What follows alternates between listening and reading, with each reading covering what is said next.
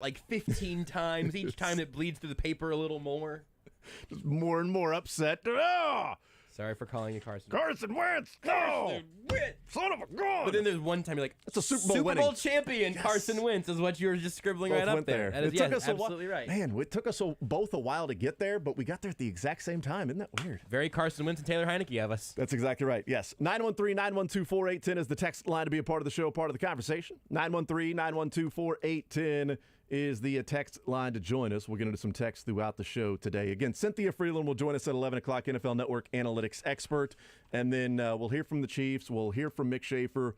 We will then play a little shot clock reviews as well. So that'll be today. 913-912-4810. Text says, Jason misses more work days than Brady does practices. Well, we both had personal reasons to be gone. By the way, both of you, your jawline's looking great. Thank you. I know you took off a little extra time. Appreciate it, The roots of your hair looking absolutely Is that right? jet black. I don't think eyebrows that's the case. looking full. You look great, man. I don't think the roots of the hair looking, no, that's... Oh, that's a good... You left a little salt and pepper this time. That's really good. Did I leave the salt and pepper, or is that just naturally there? I think it's becoming a lot more salt than it is pepper. You could grate cheese on those cheekbones. I mean, really, you and Brady have some great people... Exactly. Really sculpting the bust, if you will. I don't have a butt chin though. I'm missing the butt chin. You get that implanted.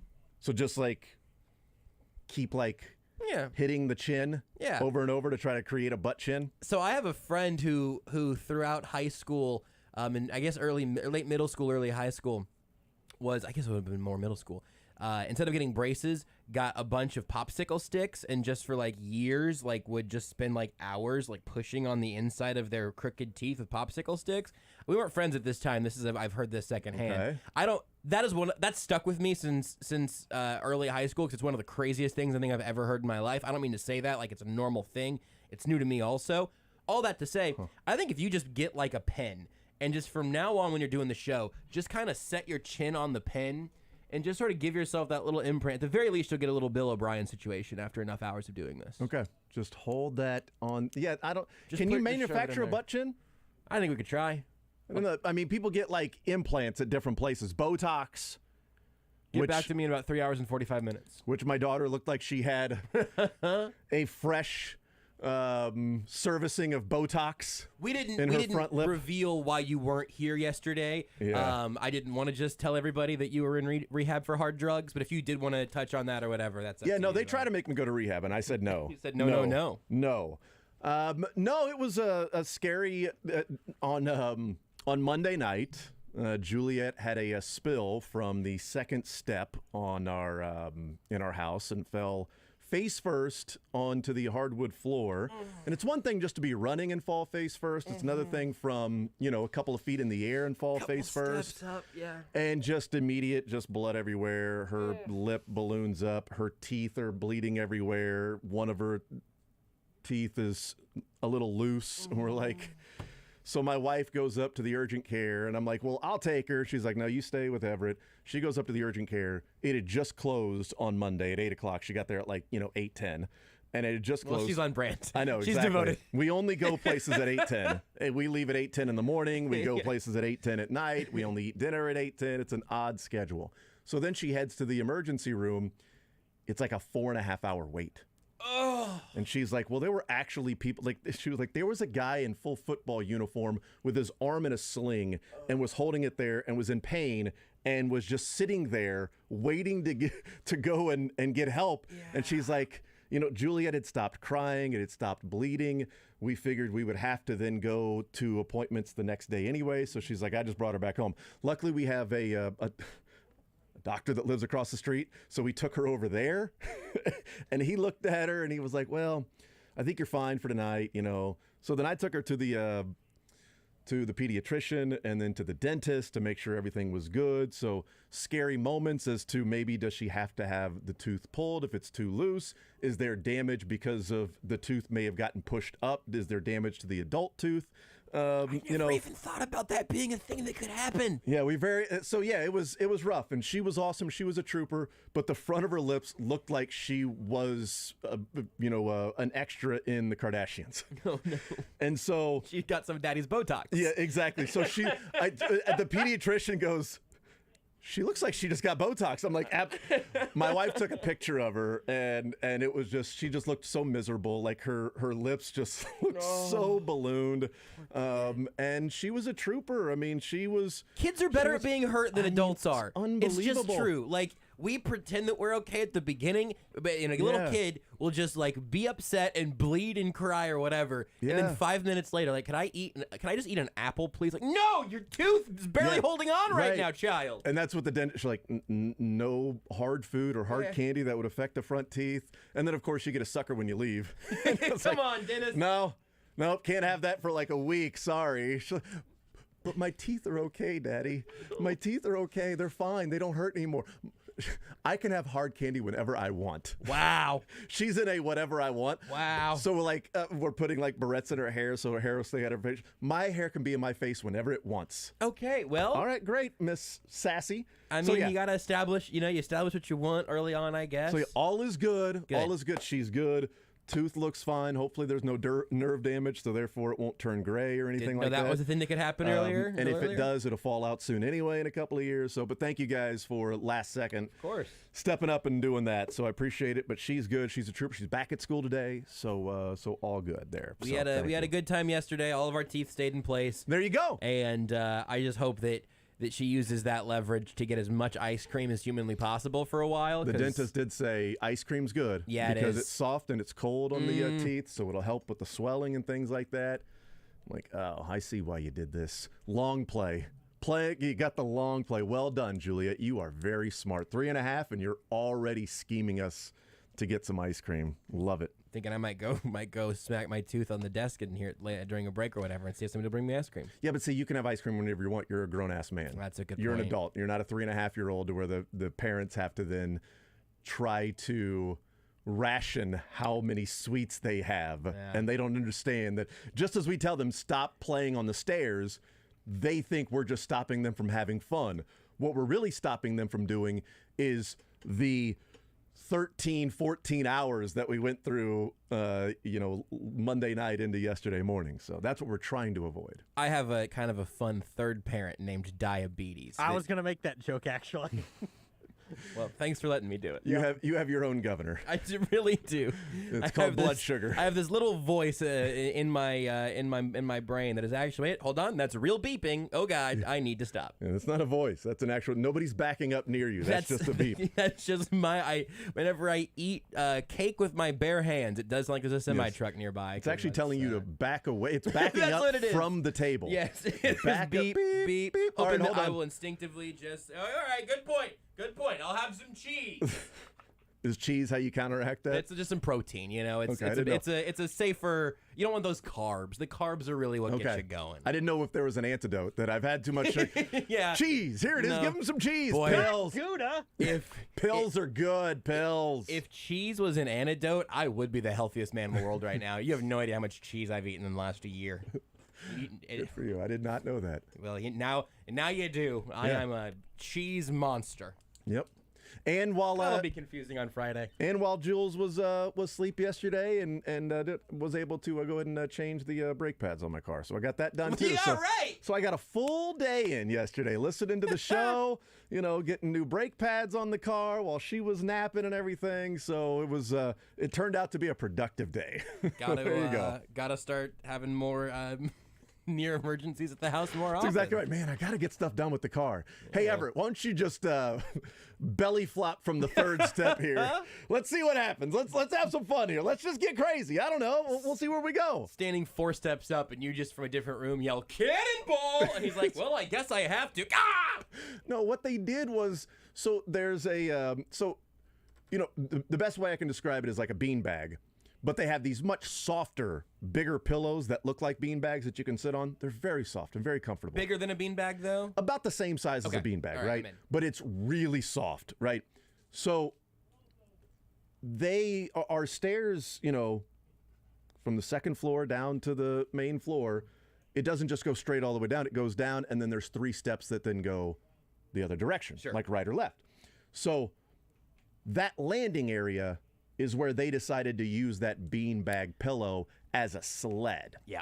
And what she did was roll right on top of it and face plant I now can envision how this went perfectly. Yes. That was the detail I needed. Roll right on top and face plant. So it's almost like she just went from the third step just down face first, right?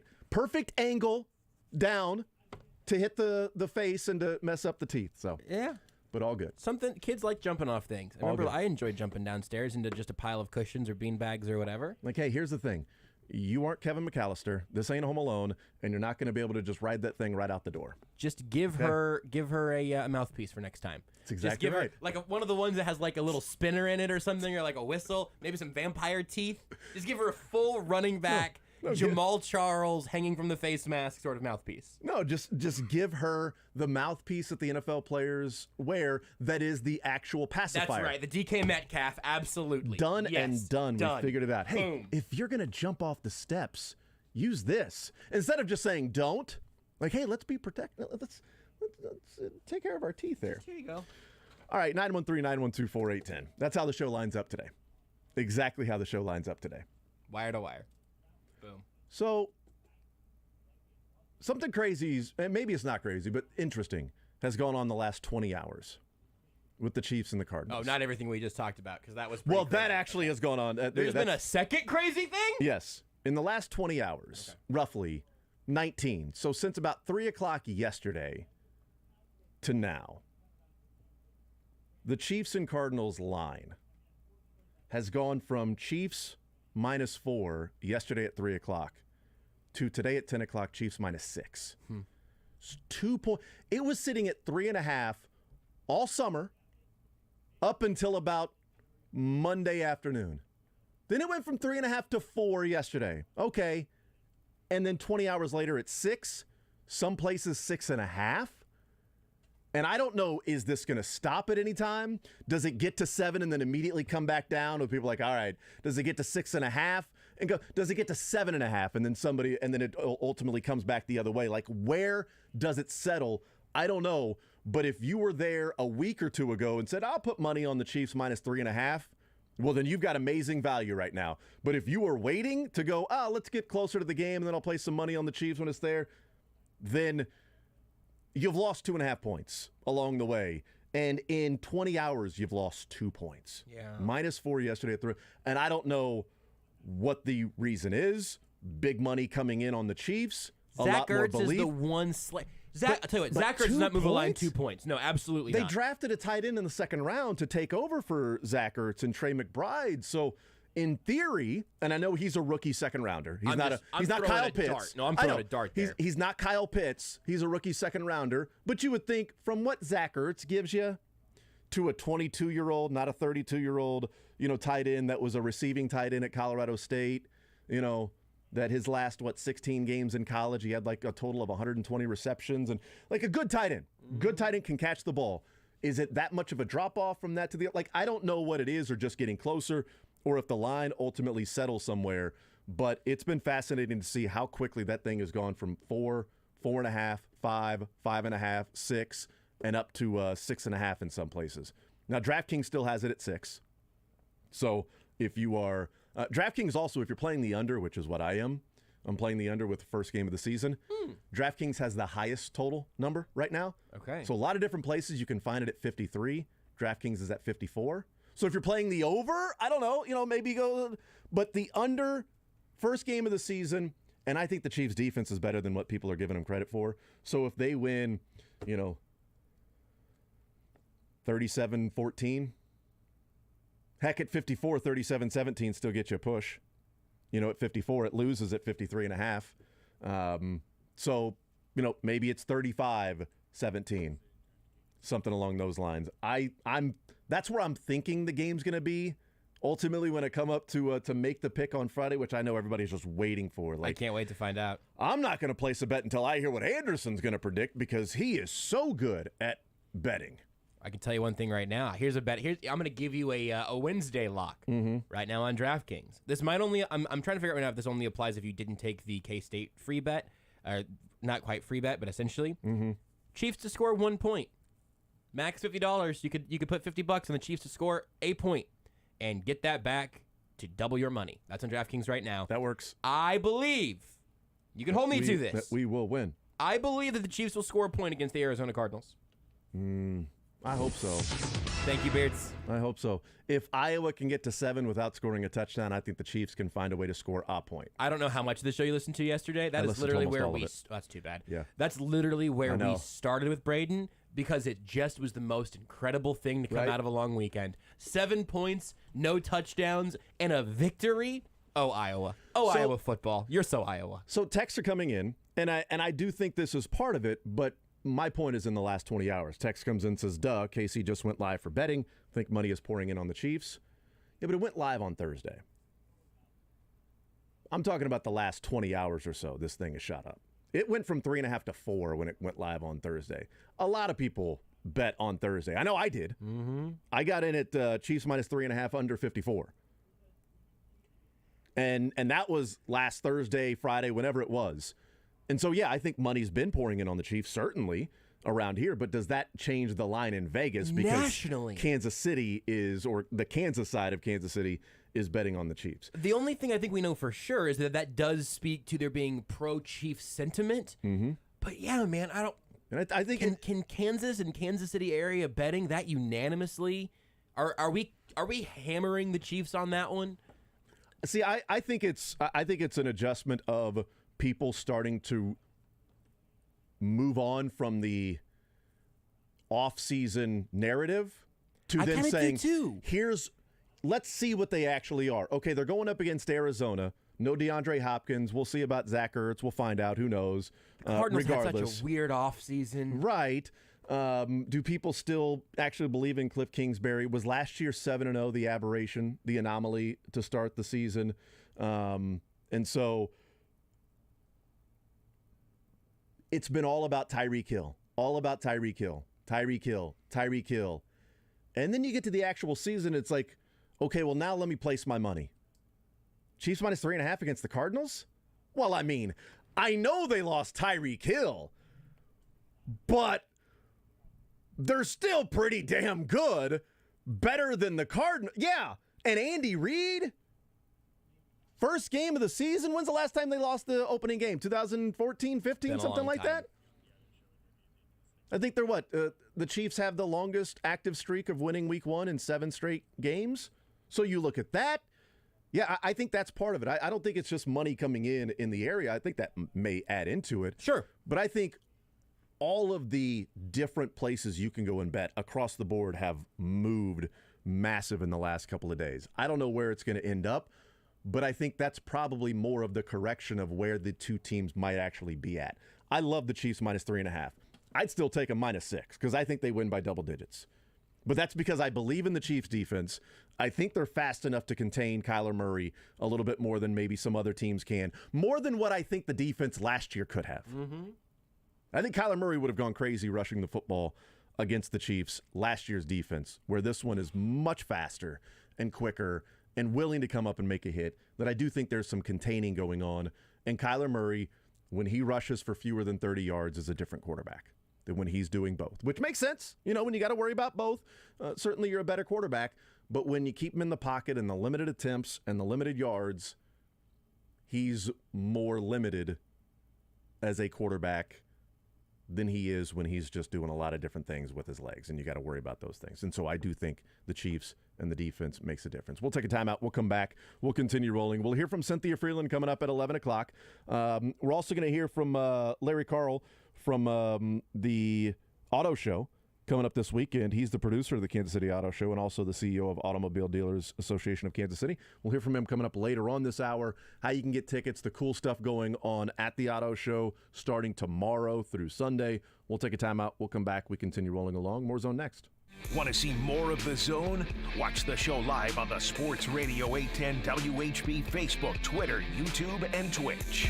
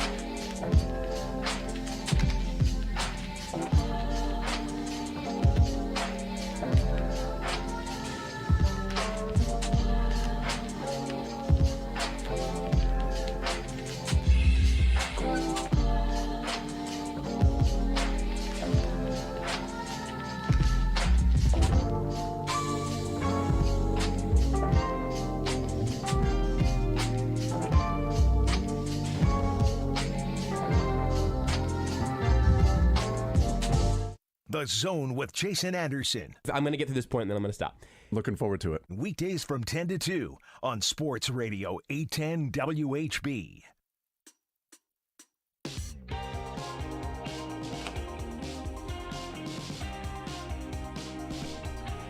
Nine 912-4810. This is what I want to do now for the rest of the show. I have now decided that for the rest of the show, this is what I want.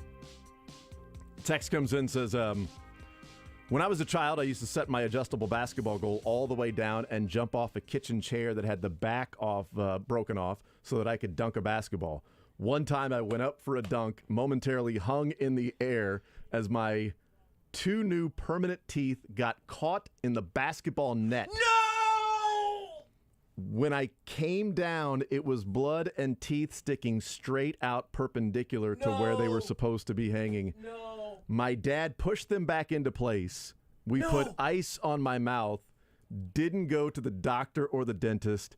I can't believe I still have my real front teeth. I gotta go. Is that something that you can do? Can you just push them right back in? Can you just slide them right back in like it's...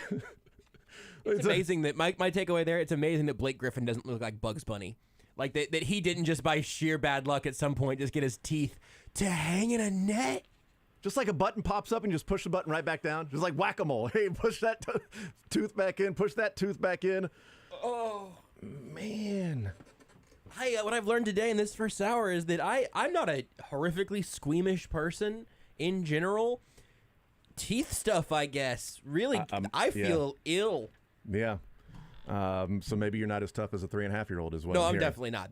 We knew that. I knew that well before 10 o'clock today. Man. Oh, So now I just want the stories of either you or the kids that did just something stupid. Yeah, me too. I want to keep hearing the stories. I'm just going to keep recoiling in disgust. Text says, so much for eating lunch. Oh, you can eat lunch. You got your teeth. You're fine. Your teeth are fine.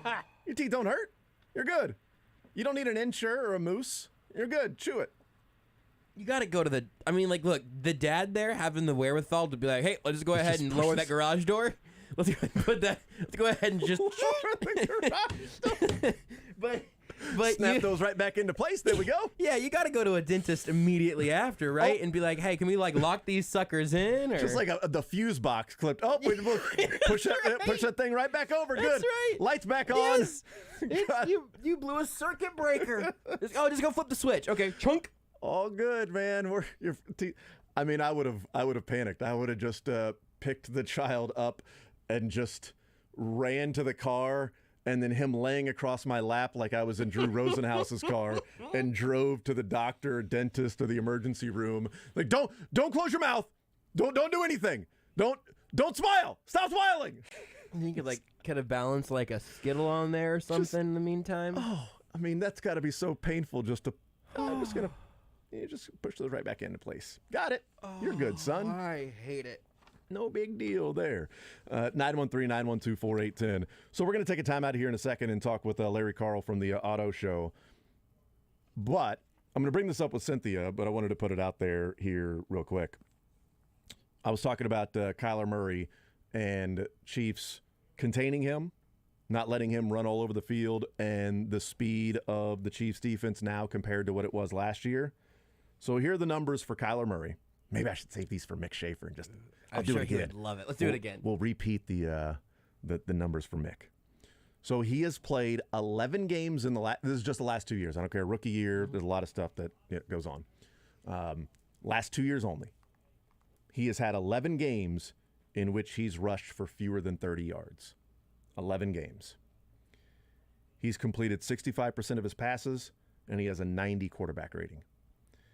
He has played 20 games that he has more than 30 yards. He has completed 70% of his passes, and he's got a 99 quarterback rating. Sounds simplistic, right? When he's not able to run around, you just simply make him a pocket quarterback and take away. He's good. Look, a 91 quarterback rate, 90, 91 quarterback rating, whatever, is not awful, but it's not a guy that has almost 100 quarterback rating, And it's had plenty of games where he's had a 120, 130, like some of the games where he's had, 60, 70 yards rushing and a 125 quarterback rating, and he's just the difference maker. He's just brilliant in those games. But then there are games where he's contained, he can't get outside the pocket. You make him be more of that traditional guy, and he's just okay. Yeah. I think picking the cutoffs where you do is always kind of a funny game within the game, because you want to try to figure out, well, why is 30 yards magical, or whatever it may be. But I think the spirit of that there is that if you can make him a one-dimensional player, suddenly that offense becomes toothless. I thought that joke was going to have a little more bite to it. We have the sound of the cicadas outside, basically as daytime crickets, that if people could hear that, you just heard even the bugs couldn't bother to chuckle at that one. They were quiet until you told the joke, and then they got They loud. started. It was like, no, stop, boo this man. Boo this. You in here for some marijuana? Boo this man. All right, we'll talk about the Auto Show coming up on the other side, how you can get tickets, and then Cynthia Frelund at 11 o'clock, NFL Network analytics expert. We start our weekly conversation with Cynthia here today as well. More Zone next. Follow the show on Twitter at J810Anderson, at JB Brisco, at Beards McFly, and at Sports Radio 810.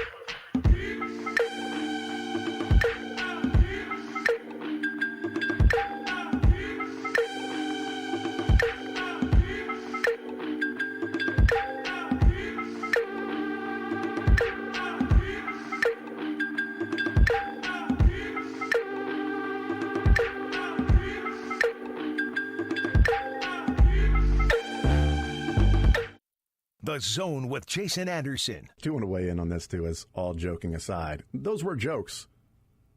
Didn't result in laughs, but it was an attempt. Weekdays from 10 to 2 on Sports Radio 810 WHB.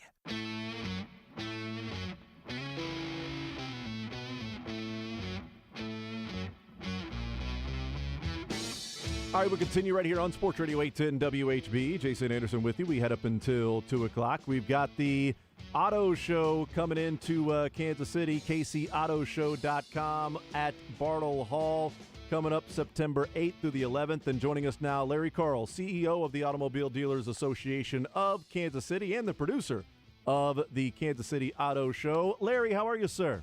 Very good, thank you. Thanks for having me. Well, I appreciate it. Probably feels good to get back and at it again this year for the auto show and get back out there, get the cars in there, the fans and the patrons back in the building again to go and get back to enjoying some things returning to a little normalcy everywhere. Well, yeah, that's true. We are thrilled to be back. We had a 2-year hiatus. Our last show ended just before the rest of the country shut down and the Big 12 tournament was closed midstream.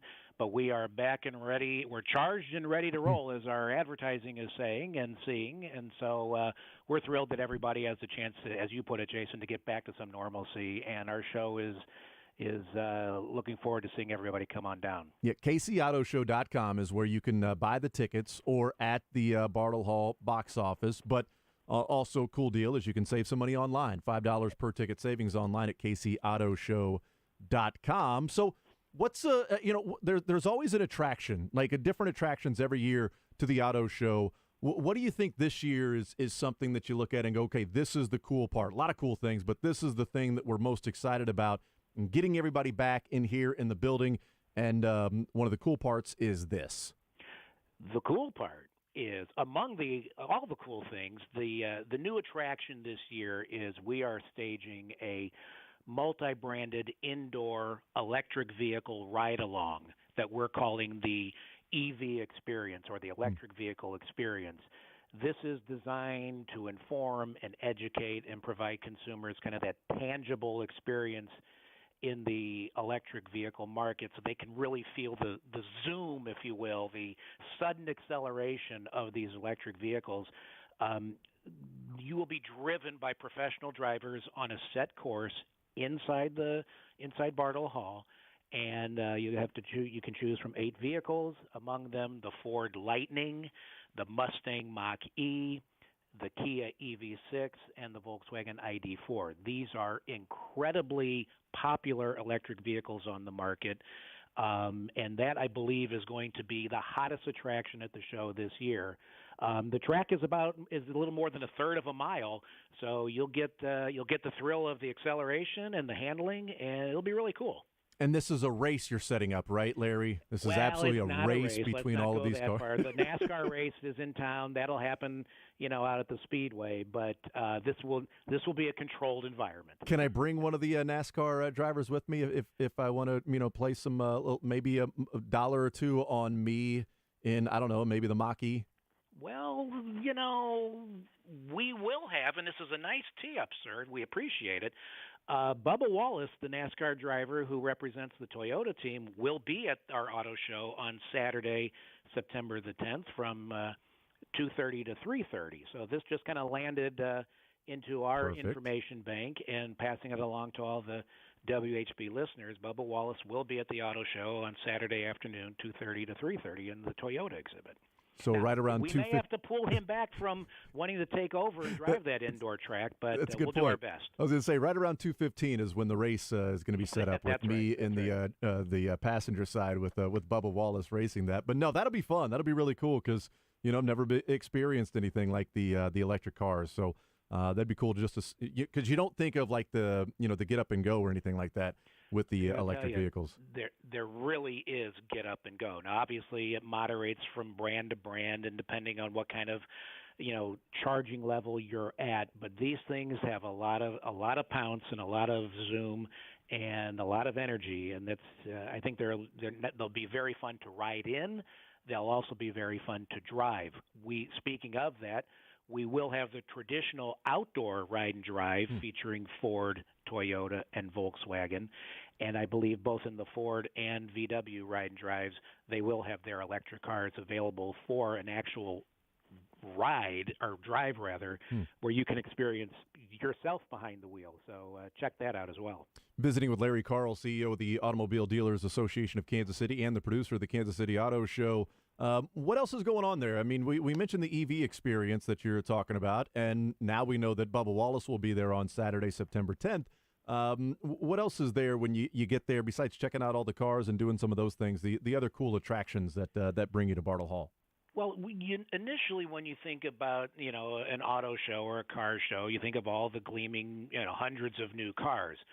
But no auto show is complete without having a look back at the classic automobiles. And with our partner, the Kansas City Automotive Museum, they will be showcasing their vintage and classic vehicles throughout the entire show. I think right now the collection is up to about 50 to 60 vehicles, ranging from turn of the century, and I don't mean into the 2000, but starting as early as 1903. Wow. Some of those classic vehicles will be at the show.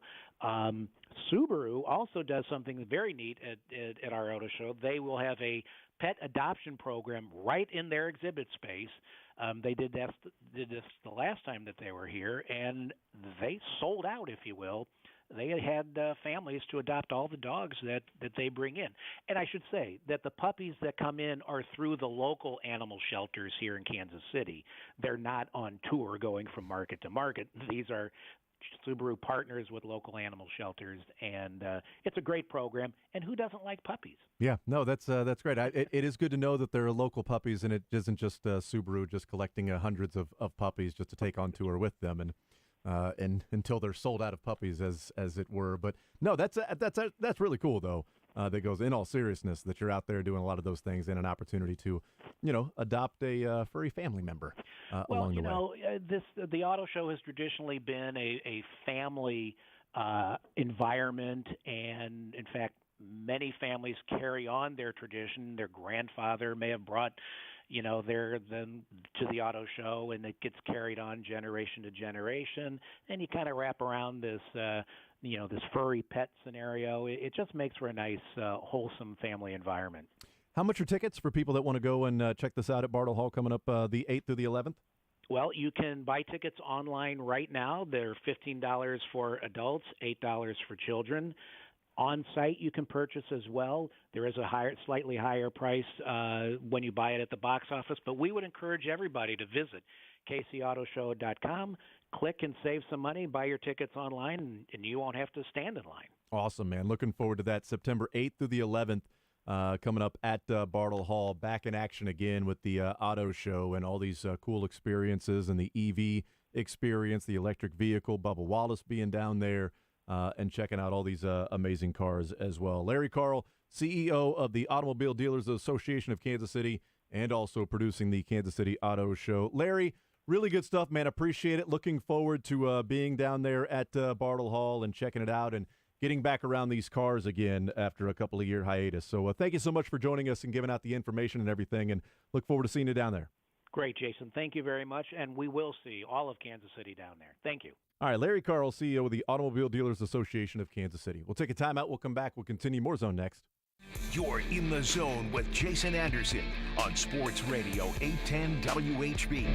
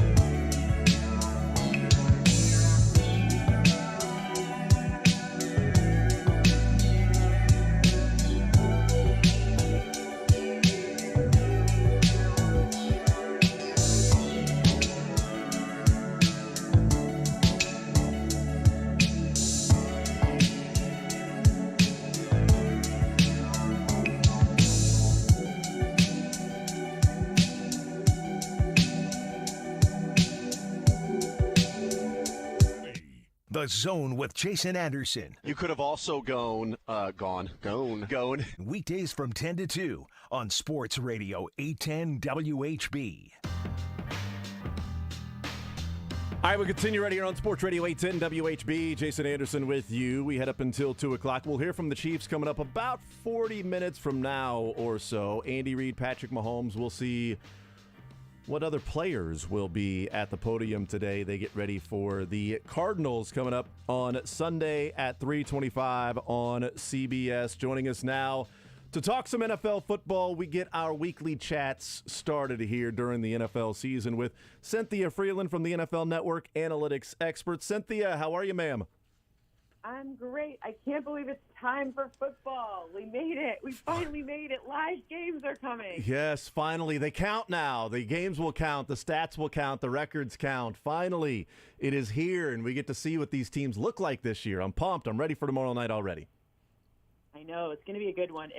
I don't know if these teams are ready for it. It's actually, hot out here. I know that sounds crazy because it seems like LA is always hot, but it's not. It's, 90 and weird, and it's not usual. It's very weird out here. Okay.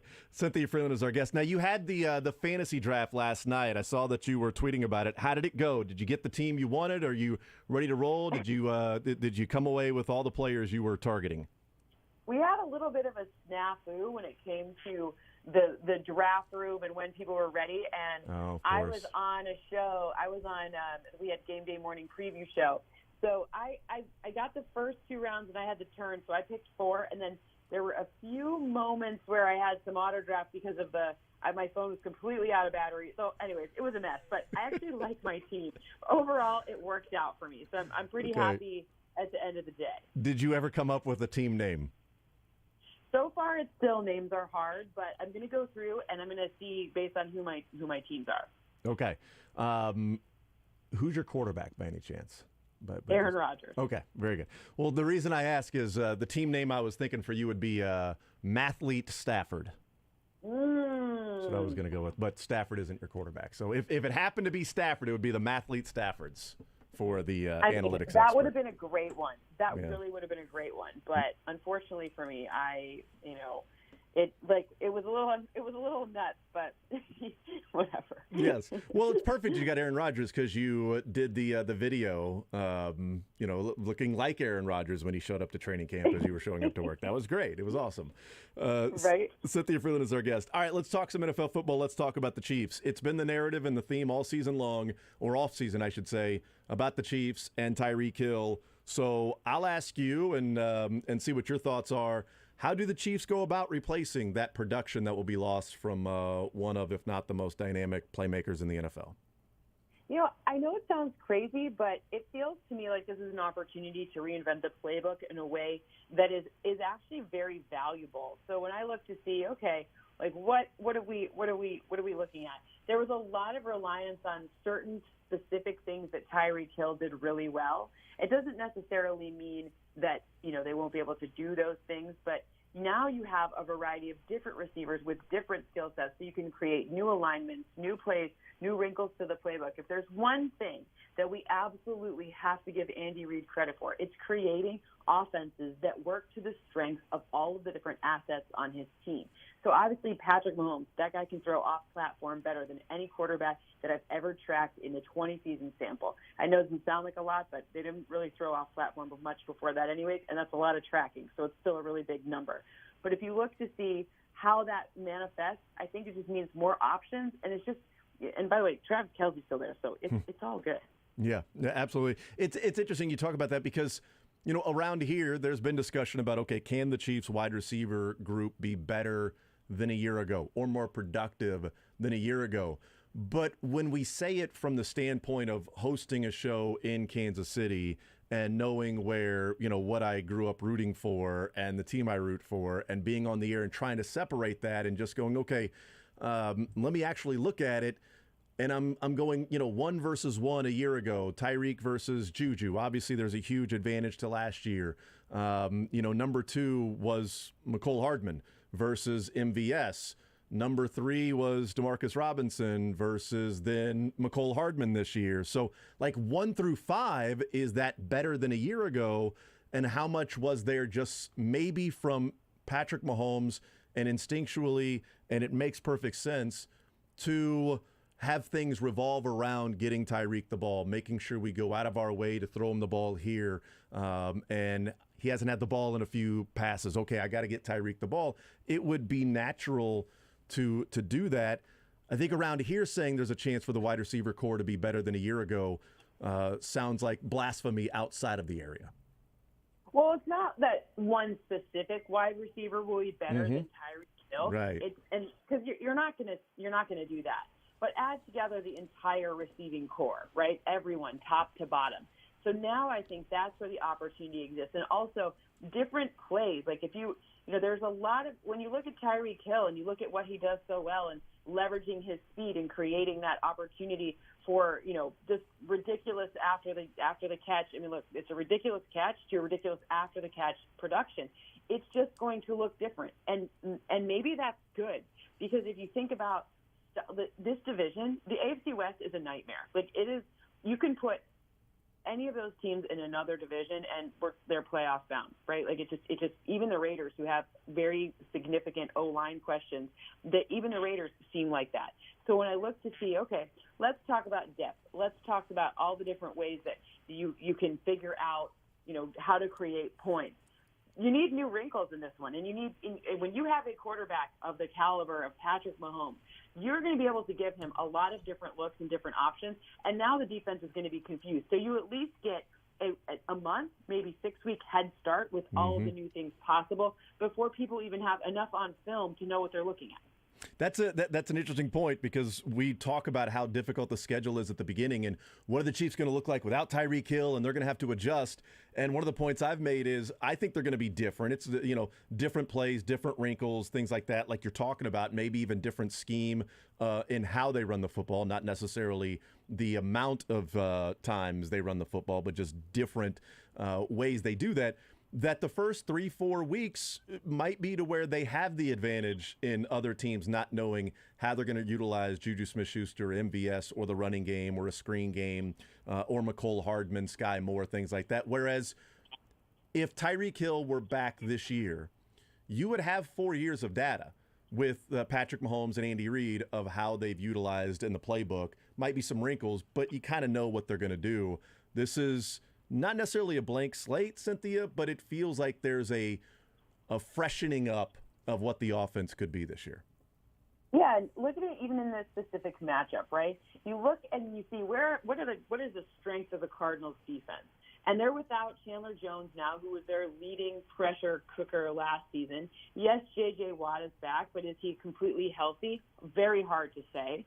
The second thing that really stands out is Budda Baker, who's this dynamic safety-ish monster in the middle of the field. Well, now you have those, you have a little bit of a question in terms of pressure, and you've got Budda on the back end. Well, that feels like a really smart way for Andy Reid, this offense. And you talk about run games or short passes that could approximate a run game. I'm going to say that's like the same thing, right? Mm-hmm. So you talk about those two things and those short yardage gains on early downs.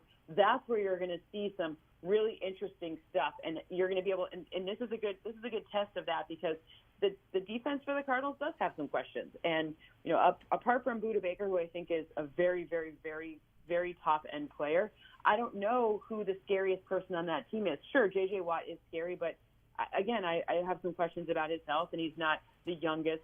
He's not the youngest Watt on the football field this weekend. So That's exactly right. It's going to be interesting to see how that matches. And plus, remember the O-line continuity at the beginning of last season. That was a new, completely retooled O-line. Mm-hmm. Well, now you don't have that situation. You have it's a lot more of the same dynamics from last season. So you saw it come together in the end. And now you're getting more of that continuing into this season. And we all have to remember, go back and watch Patrick Mahomes' interceptions. They're on 10-plus air yard or less attempts. Those are short passes.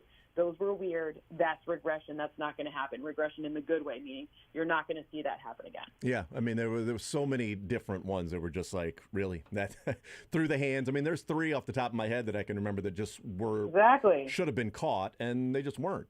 And that happens throughout the course of a season. He's had some luck on his side in years past and some interceptions that were dropped, and he was unlucky last year in some interceptions that should have been receptions. Cynthia Frelund is our guest. During the preseason, they had 3 drives with the starting offense. And Cynthia, in those 3 drives, Mahomes completed passes to 10 different players, Juju not being one of them. He did not complete a pass or even target Juju Smith-Schuster. So 11 targeted players, 10 different players with a catch in those 3 drives. Do you think that's what we'll be talking about throughout the season, or is that preseason a little more extreme than what will be a regular sort of offense for the Chiefs? In the 3 drives we've seen without Tyreek Hill, of what the offense with these wide receivers will look like. I think it will look more spread out. I don't think it will be funneled to any one receiver, especially in the beginning. I think it will be situational matchups as the chemistry develops. And of course, I mean, look, like, other than I'm putting an asterisk there, that's just for the receivers, because the Travis Kelce situation is not changed. And Travis Kelce in the red area, by the way, everyone knew Travis Kelce was getting the ball in the red area last year as well, and he still has been so dominant.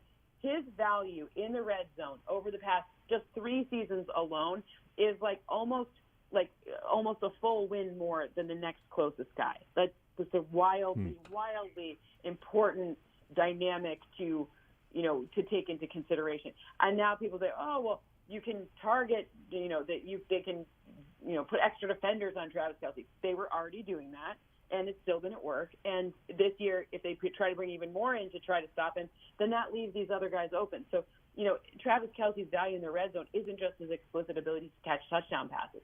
It's also his ability to create traffic so that other people can be in their space too and create, a lot more separation for the other receivers, pass catchers, or running backs. Mm-hmm. Visiting with Cynthia Frelund, NFL Network.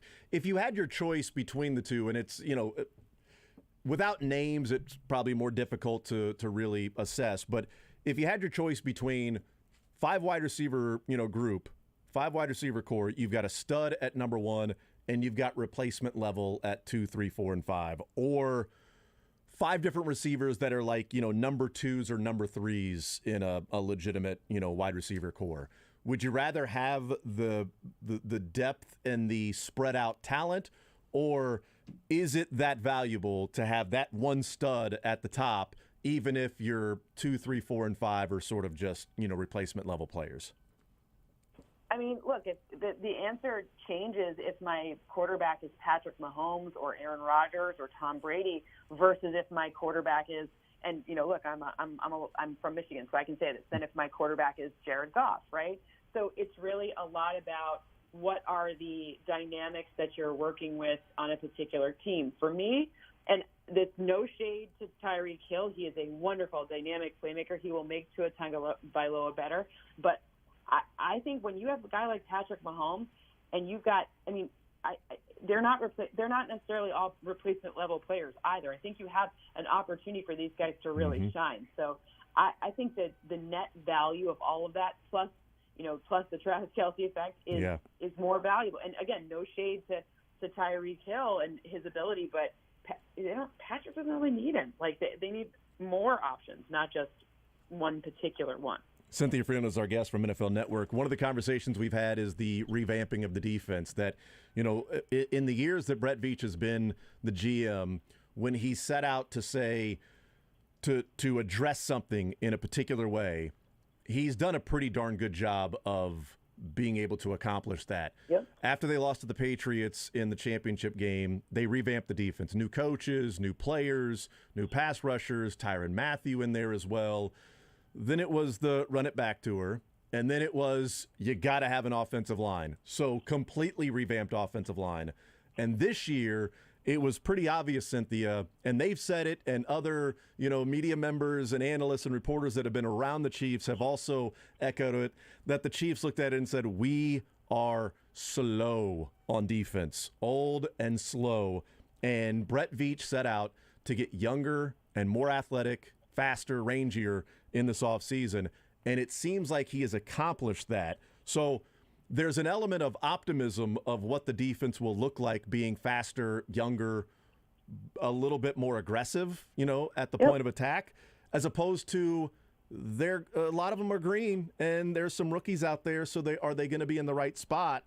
How do you sort of weigh that, the speed and the range and the willingness to tackle versus the lack of experience that's there, as opposed to last year where they weren't as fast and they weren't good tacklers, but man, they had so many years of experience on them, Cynthia? I mean, I feel like on some level, sometimes a lack of experience can do you good. And in the sense of the AFC West, the amount of passes that they're going to face, presumably, this is the Chiefs' schedule is not an easy one. So when I look to see all of the different ways that this defense needs to be able to contribute, maybe it's kind of better that they don't know what they're staring down the barrel of, because this is just not an easy task for anyone. So I guess when I look at it, I think to myself, fast, a little inexperienced, willing to learn. Spags is a great teacher. You've seen him with young defenses in the past. I've known players who have played for him that are young, and you think about that, and the defense has a little bit of rope to work with because this offense can be so dynamic. So I'm actually not I look at that defense, and I think it's actually a pretty good defense. Mm-hmm. And I experience is one thing, and I do think it does matter. Like I spent the preseason with the Bills, and I saw Von Miller coaching up a lot of the younger players. But on some level, you just have to execute. Yeah. And as long as you can execute, and as long as you have speed and you have twitchiness, and you have, sometimes older players get hurt more often. It's just the truth. So I think it's all going to be about getting good reps, because no one's great right away when they haven't played together. It's continuity. I keep talking about it. I keep hammering it. Continuity creates the opportunity for you to be disproportionately better, right? So as soon as they get those reps together that really start to gel the whole thing, they're going to be okay. Then we'll start to see big gains quickly. Cynthia Frelund is our guest NFL Network analytics expert. I want to get your thoughts on the Cardinals, the matchup this weekend. Is there anything to point to as to Cliff Kingsbury and this Cardinals team in the last couple of years, the starting fast and then finishing flat?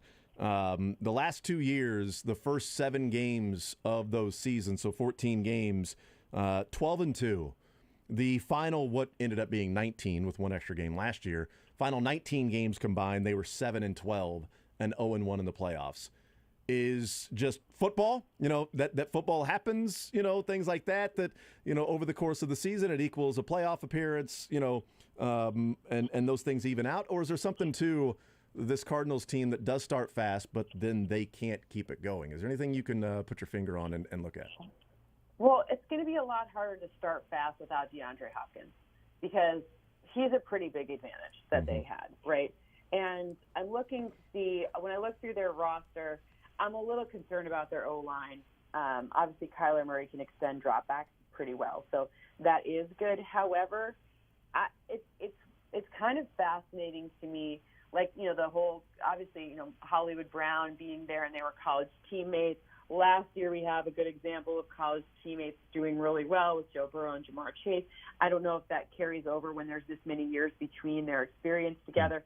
Kind of feels a little dicey to me, dicey at best there.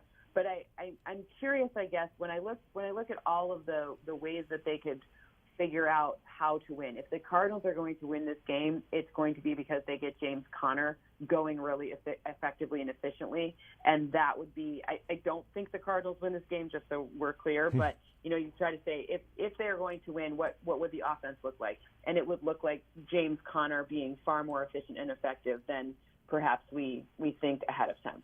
Yeah, and we talked about, the impact of the Chiefs being faster on defense in that, just looking at a incredibly arbitrary number, granted that I looked at over or under 30 yards rushing for Kyler Murray and what he does passing in those games. And there's a lot of more context that can be added, but just in just general terms, he's in the last 2 years, he's played 11 games in which he's rushed for fewer than 30 yards. In those games, he completes 65% of his passes for a 90 quarterback rating. In the 20 games where he's rushed for more than 30 yards, he completes 70% of his passing for a quarterback rating almost 100. And so it seems simplistic. It seems obvious, right? But if it was that obvious, every team would do that and just keep him in the pocket and make him work there. And that, to me, is where I talk about the speed and the ranginess of the Chiefs' defense, in that a year ago, I would really worry about that because the Chiefs were slow. This year, them being faster, I think they have a better chance of containing Kyler Murray's running game, which then makes him be a pocket quarterback, which he's just not the same. He's not as good as when he's doing a lot of different things. Yes, my caveat to that, my only caveat to that would be, now you have to look at, are you as intimidated with Rondale Moore and Hollywood Brown as you were with Christian Kirk and DeAndre Hopkins? Yeah, true. Because that's just a different Christian Kirk. Look, Christian Kirk, the pendulum swung in a pretty, I'm going to use the word weird way with him, because Christian Kirk, he outperformed expectations based on his draft position, and then he got this monster contract with the Jags, and now everyone's like, oh, now he's overpaid. Doesn't mean he's bad. It just means he's overpaid, right? So, at the end of the day, it's an interesting pendulum with that. So, we'll see. I feel like this is the type of situation where you don't want him running because he is a threat to take it. He's super fast and he's super shifty, and he can make defenders miss pretty easily. But Kyler Murray, I don't think you really want him running kind of either way. So I think force him to make it in this case with change in receivers. At worst, or at best, I guess it's just a change, right? Mm-hmm. But I just don't think you get better without those guys on the field. I don't see how you do that. Okay, who do you think wins on Sunday, and if there's a score that is in mind right now? Okay, so I have the Chiefs winning. I just did all of my scores, so I'm going to tell you my very precise. I ran the simulation like a million times, so I feel like I'm gonna leverage that and make sure. I think I have a 4-point win. Hold on, open it up right now. I'm excited for this one though, because this one it kind of had splits. Yeah, 4-point win.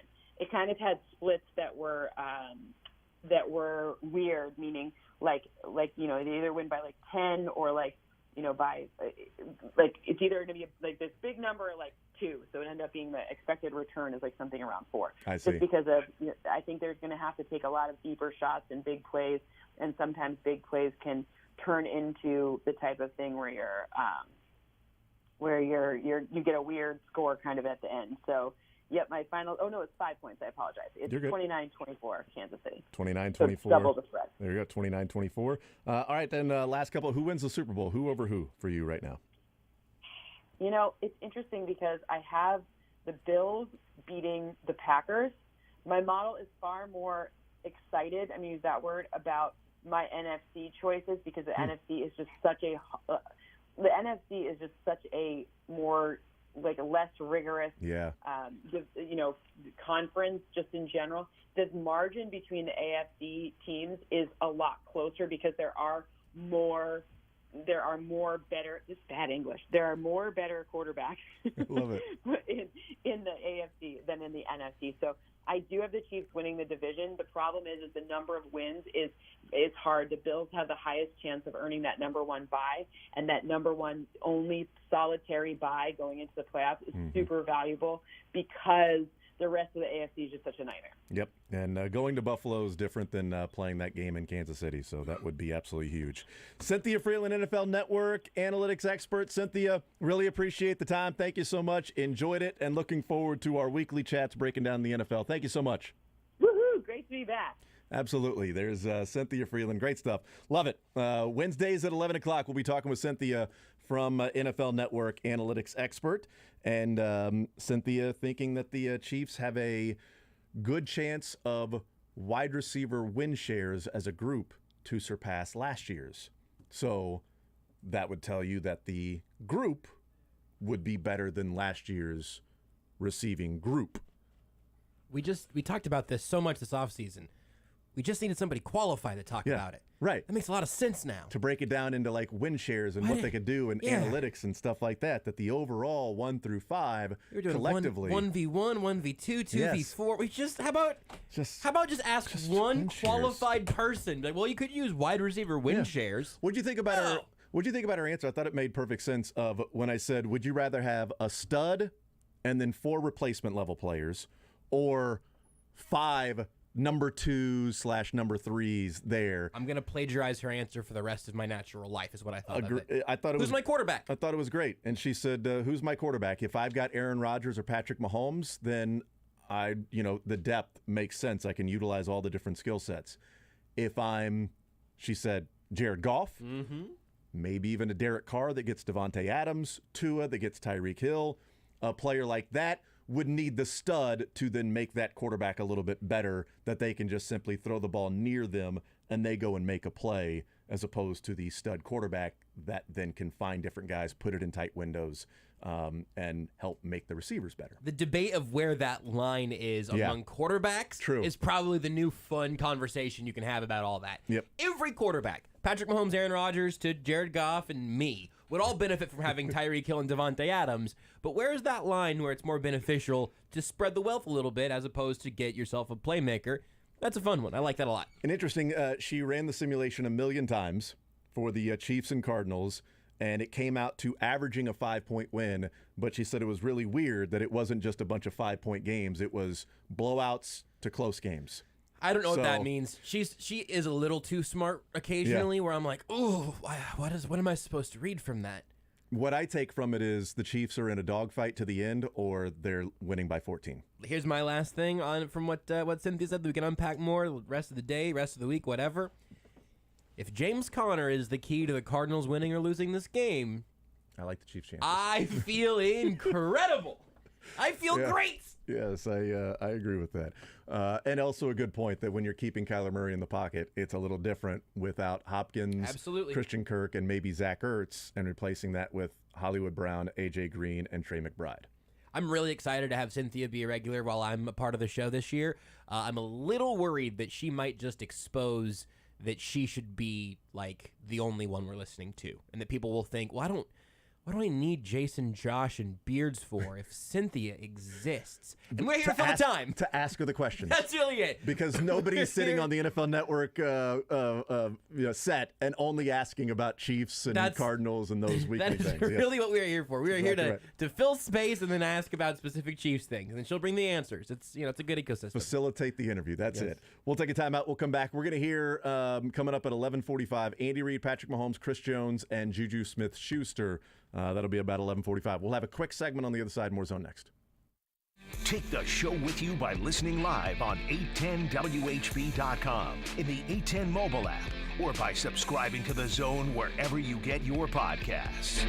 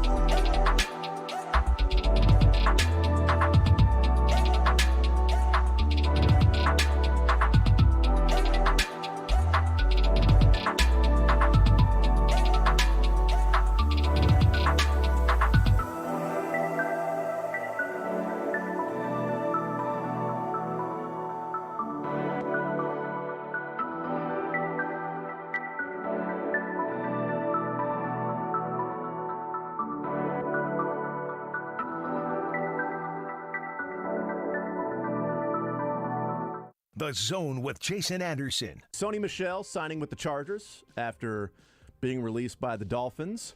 Vizio Michel is heading to the Raiders.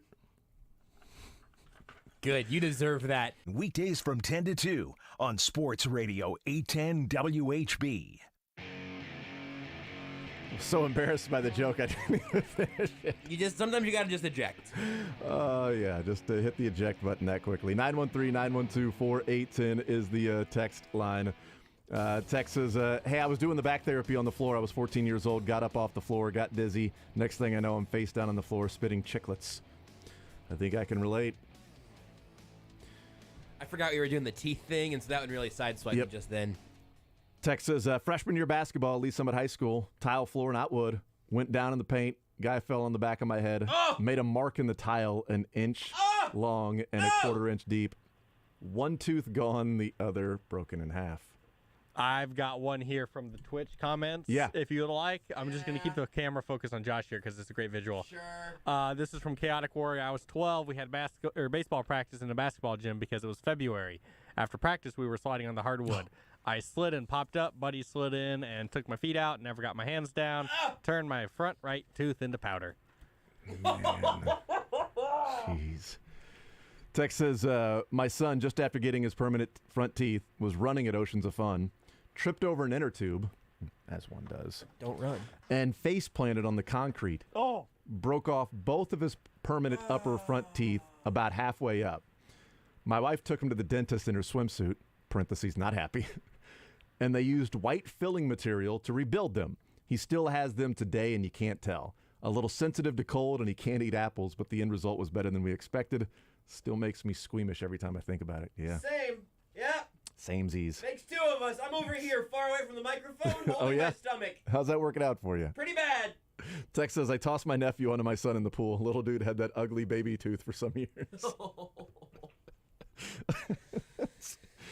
Oh, man. Text says, Jason, thank you, although I'm not hungry. I was going to really... Oh, sorry. Although I'm not hungry, I was going to get really to eat lunch. Going to get ready. Voice text. I was going to get ready to eat lunch. Now I'm not, which is good considering I'm trying to lose weight. So you're welcome. See? Public service. Welcome to the zone where we will make you lose your appetite right around lunchtime. That's right. That's exactly right. New Anna for you, Beards. All that coming from me missing yesterday's show because Juliet face planted, messed up her front tooth. Good context. All is good though. She doesn't have to have them pulled. The dentist said there was no fractures. The adult teeth up above are perfectly fine too. So just a couple of weeks and have to go back and get some more x-rays. But she was a trooper. So that got us from text coming in going, oh yeah, my son did this or that. And we also like making Josh squirmish. Yeah, as well. it's been a rough show for me in that regard, but I am still glad to hear that once it was all said and done, a few tears shed, then you pulled it together, got her to the dentist, and took care of business. So good work, Jason. Exactly right. We'll take a timeout. We'll come back. More Zone next. You're in the zone with Jason Anderson on Sports Radio 810 WHB.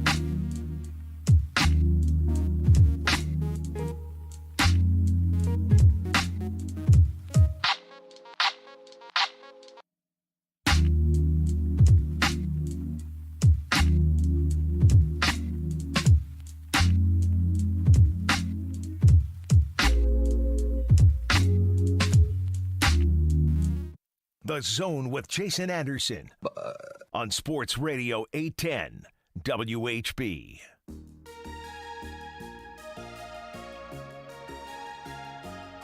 All right, we'll head out to the Chiefs practice facility here in just a little bit, about 11:45. So I don't know, around right now. Andy Reid, Patrick Mahomes, Chris Jones, and Juju Smith-Schuster will be at the podium. And Stephen St. John at Schlotzsky's has me really wanting the buy one, get one pizza. I would like that for my lunch today. So I heard somebody wants to run there and grab the buy one, get one. I'll tell you what, I'll buy the one. You can have the get the one. I heard the hits when I was running to the bathroom between segments, and I seriously was in the bathroom. I was thinking, I could make it over to Schlotzsky's and back pretty quickly. They probably don't.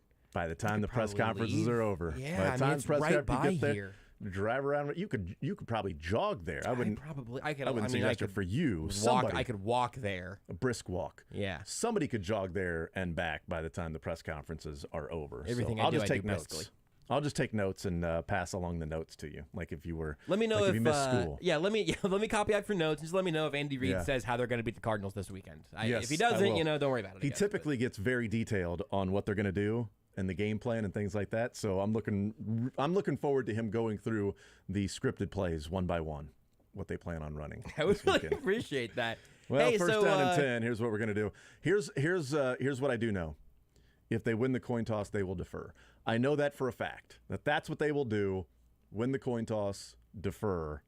So I already have part of the strategy of beating the Cardinals. Hey, we're having a lot of fun here, but Marco just texted me and said, "Do you guys want something? I can bring something back. You just have to pay me back." Oh yeah, done and done. Yeah, the buy one get one, dude. I'll take one of them. Just surprise me on the pizza. Pepperoni is fine. Thank you, Marco. Surprise pizzas. Yeah, Beard, surprise on the surprise pizza. Beard, you want to buy one, get for all one? three of us. We could split that up. Yeah, I'd take a pizza. If we did 2 buy one get ones, let's do a pepperoni and a surprise. Tell them to surprise us. That'd be 4 for the 3 of us. You can see Stephen St. John also when you go there. You can know that we're eating it and Stephen is there. Yeah, that's right. But you can go and say hi to Stephen and get your buy one get one. I did just start Googling Schlotzsky's and realized that once again, you know what? That store's got a tough name to spell. That's exactly right. SCHLOTZKY''S. Here's Andy Reid. Yes, sir. Yeah, it's a great thing. Okay, the injuries, everybody will practice today, so we're good there. If anybody was going to ask about Britt's situation, it's best that I just leave that in the lawyer's hands, so I'm not going to go talk about that. We'll talk about Arizona. We look forward to the challenge of playing them. We know they're a good football team. They started off undefeated for the first 7 games, I believe, last year. So they start fast, and they've got a heck of an offense and defense, good coaches. Their special teams are rock solid. So we've got to make sure that we prepare. And early in the season, there's not a whole lot of scouting report on them other than the year before. So, and a little bit what you show in the preseason game. So you've got to really stay disciplined with what you do and execute on both sides of the ball and special teams. So with that, time's yours. Coach, is there an excitement to get a season started? Looking at a young secondary, looking at some new receivers. I mean, are you excited just to get this baby going? Yeah, I am. We're coming off a week here where we just practiced, and so you look forward to getting started.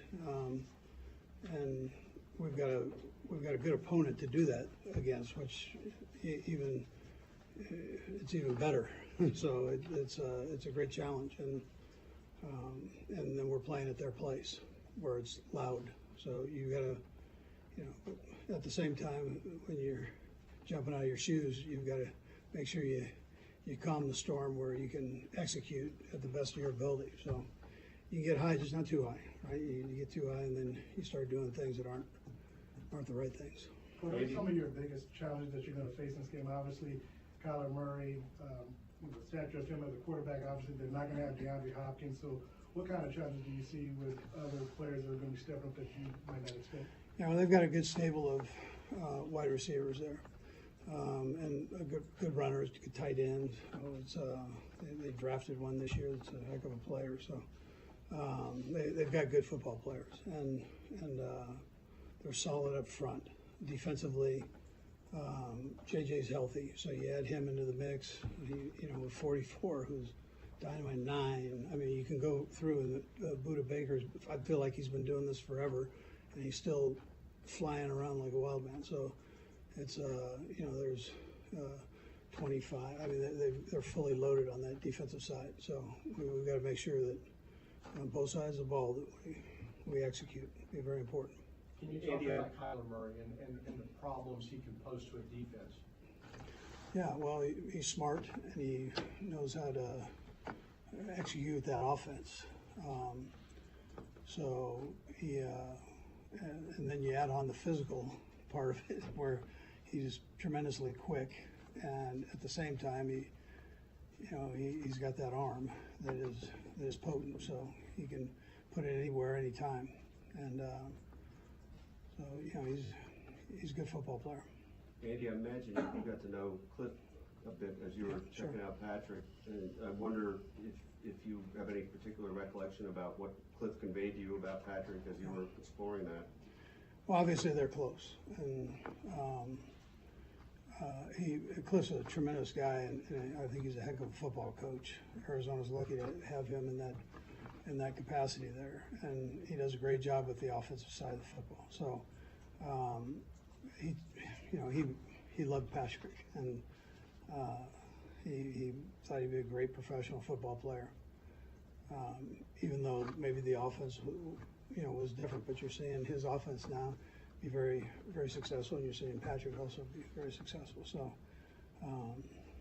but at that time it was kind of new to the NFL, and all coaches thought that you'd have this big change, when you really didn't need that. So You maybe didn't need Cliff's input exactly on Patrick, I guess, but did it help? I mean, oh no, absolutely, yeah, no, he was great with it. Yeah, no, and I respect his input. So it was one of the reasons that we went after Patrick as hard as we did. What did he tell you? Told me he's good. Told me he's good. Told me he could answer all Adam's questions. Maybe I suppose the answer I'm going to get is similar to the answer that you give for coming off of a bye, but you're 8-1 in openers here and 5-0 on the road. How does that happen? Is there anything? Yeah, listen, I don't know. Wish we wouldn't have had the one in there. I mean, that's the deal. I don't know that. Right now, I appreciate the question, but I don't care about that right now. And just if we can just go execute, do the best we can for this time of the year, I'll be happy with it. Sorry, Coach, if I could take you back to last year, can you explain just your expectations for what that offensive line was entering their first real game action together, and what the expectation is now? Yeah, so they're a full season into playing together. Back then, it was new communication. We were learning it, and that group, as you know, has to be dancing the same dance at all times. And when one of them is out of whack, then there's a problem. So, but they worked through all of that stuff, and I thought did a nice job throughout the season growing together. And then now they're all back and have another chance to go at it. So this will be a good challenge for us right there. Is there anything you can take from that experience last year and somewhat translate it over to a new wide receiver group, minus McCole? A little different, spread out. You still have to work together, but you're in space doing it. Those guys are right there, man. That's a different world. None of us are born in a three-point stance and all of that, right? So, of course, we're not born running either, but we get there. We get there. Coach, you guys have work obviously all off season to get ready with the new guys you have here, but this is your first time going after a real game without having Tyreek on the team in a while. Is there some mystery to it, some apprehension, whatever? I mean, what's the feeling going there with the group you have now into a real game where they'll play the whole full quarter? Yeah, listen, we do have new bodies in there. Most of these guys have played, and the new kids, I think they're feeding off of the old guys. And on the other side of that, we're all pulling for Tyreek to have a great year too. So, but these guys have done a nice job of working with Pat. They spent a lot of time in the off season with him, and they have played in games. That would be the one positive. You excited to see like a full game though, because you just get little bits and pieces in practice Sure. and all that stuff. So Absolutely. Look forward to seeing everybody, right? Everybody play together for a full game. You just get a taste of it during preseason. So, and there are things that go on with the wide receivers because you got a lot of moving parts in there. With guys subbing in and subbing out and doing that for 4 quarters is, again, that's a good challenge. Coach, following up on that, obviously you got a slew of new players, 9 rookies on the team, and new players that you signed either via free agency or what have you. Looking at where you all have been the last 4 seasons, you're going to start the season where you hope to end. What's your message to all your players who may not have been in this type of situation that you've been in the last 4 years? What's your message going to the season? Yeah, well, we talk all the way through about just the speed of the game. So every phase that we've had in the offseason is a little bit faster than the phase before.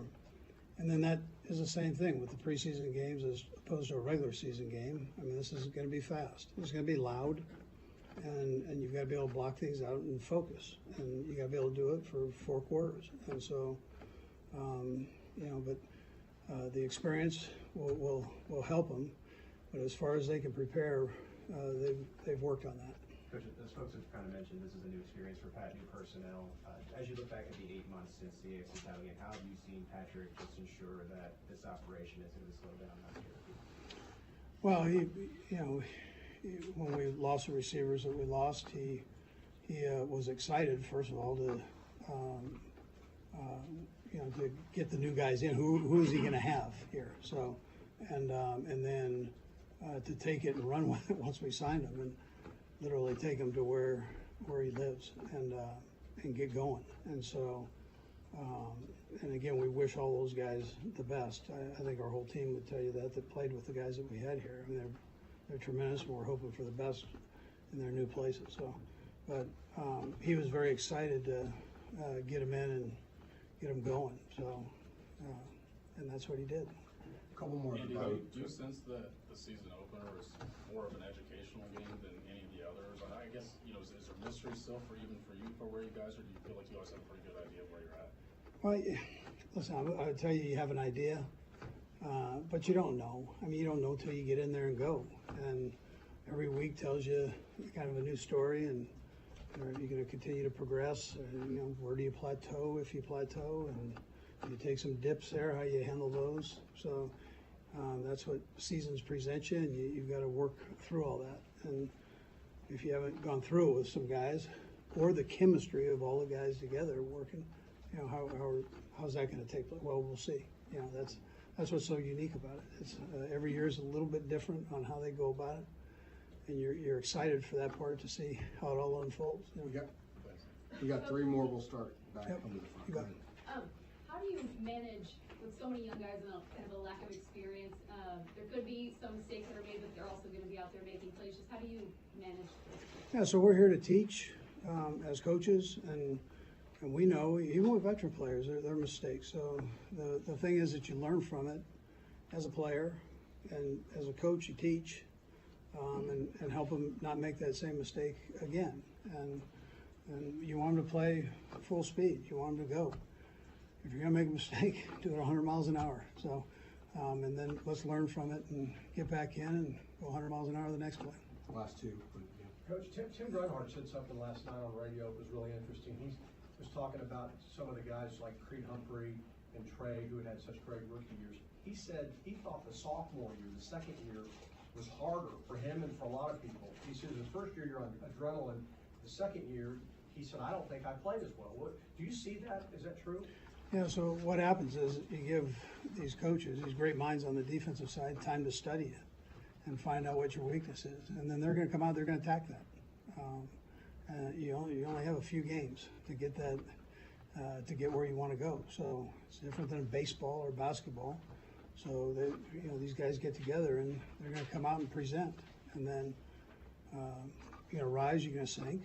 You got to be strong mentally and prepare yourself for it. Yeah. Last one. Coach Spags and EB both said in preseason how much you've evolved as a coach. Going into this season, how much with that evolution of yourself does that identity within yourself take on, as your team? Yeah, I'm old is what they're saying, right? Or I put weight on. I mean, it's one of the two. I don't know. I don't know. You can ask them, but I love what I'm doing. Those guys, I rely on them a lot, and the other coaches, they do a great job. I mean, EB's been with me since he was a player, and now he's a coach, and I want to kick him out of here, but get him where he needs to be, as a head coach. But at the same time, I mean, there's a familiarity there. So, and that really with that staff. So, and then defensively, I've known Spags since we coached in college, and it's there's a trust there in all those guys, Spags and his staff. So, yeah. All right, thank you. Yep. All right, there's Andy Reid looking forward to the challenge of facing off against the Arizona Cardinals coming up Sunday, 3:25. You're listening to Sports Radio 810 WHB Kansas City. We'll hear from Patrick Mahomes, Chris Jones, and Juju Smith-Schuster. Interesting enough from Andy Reid at different points there, but one other thing from the Arizona Cardinals practice that we'll get into here in just a little bit that's not as important is Patrick Mahomes, who's talking right now. It started for real. How excited are you with this group that you've gone to battle with in training camp to see what they can do?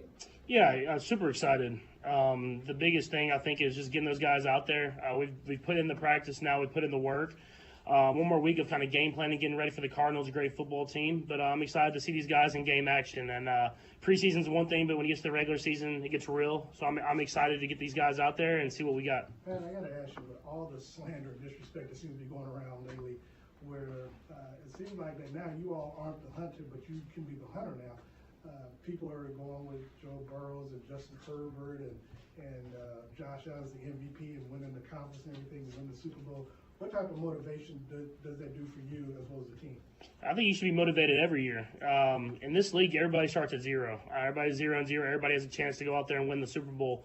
If you don't have that motivation every single year to get to those, to win the AFC West, to win the AFC, and then to win the Super Bowl, then you're in the wrong profession. And I think we have the guys in here that are excited about it, excited about the chance to go out there and win every single week. But it all starts off this week one against a great football team in the Arizona Cardinals. So we're excited to get out there and kind of show what we've been putting together and show who we are. Patrick, you're facing Cliff Kingsbury, an old friend of yours, obviously. He said it's surreal to face you. What do you think it's like? What do you think it's going to be like to face him? Yeah, same. I mean, it's someone who's taught me a ton, not only about football but about life. He got me kind of out of high school where I was a baseball player trying to play football and basically trying to be on my own. You're leaving the household and kind of being on your own, and he helped me become who I am today. And it'll be cool to get to play against him.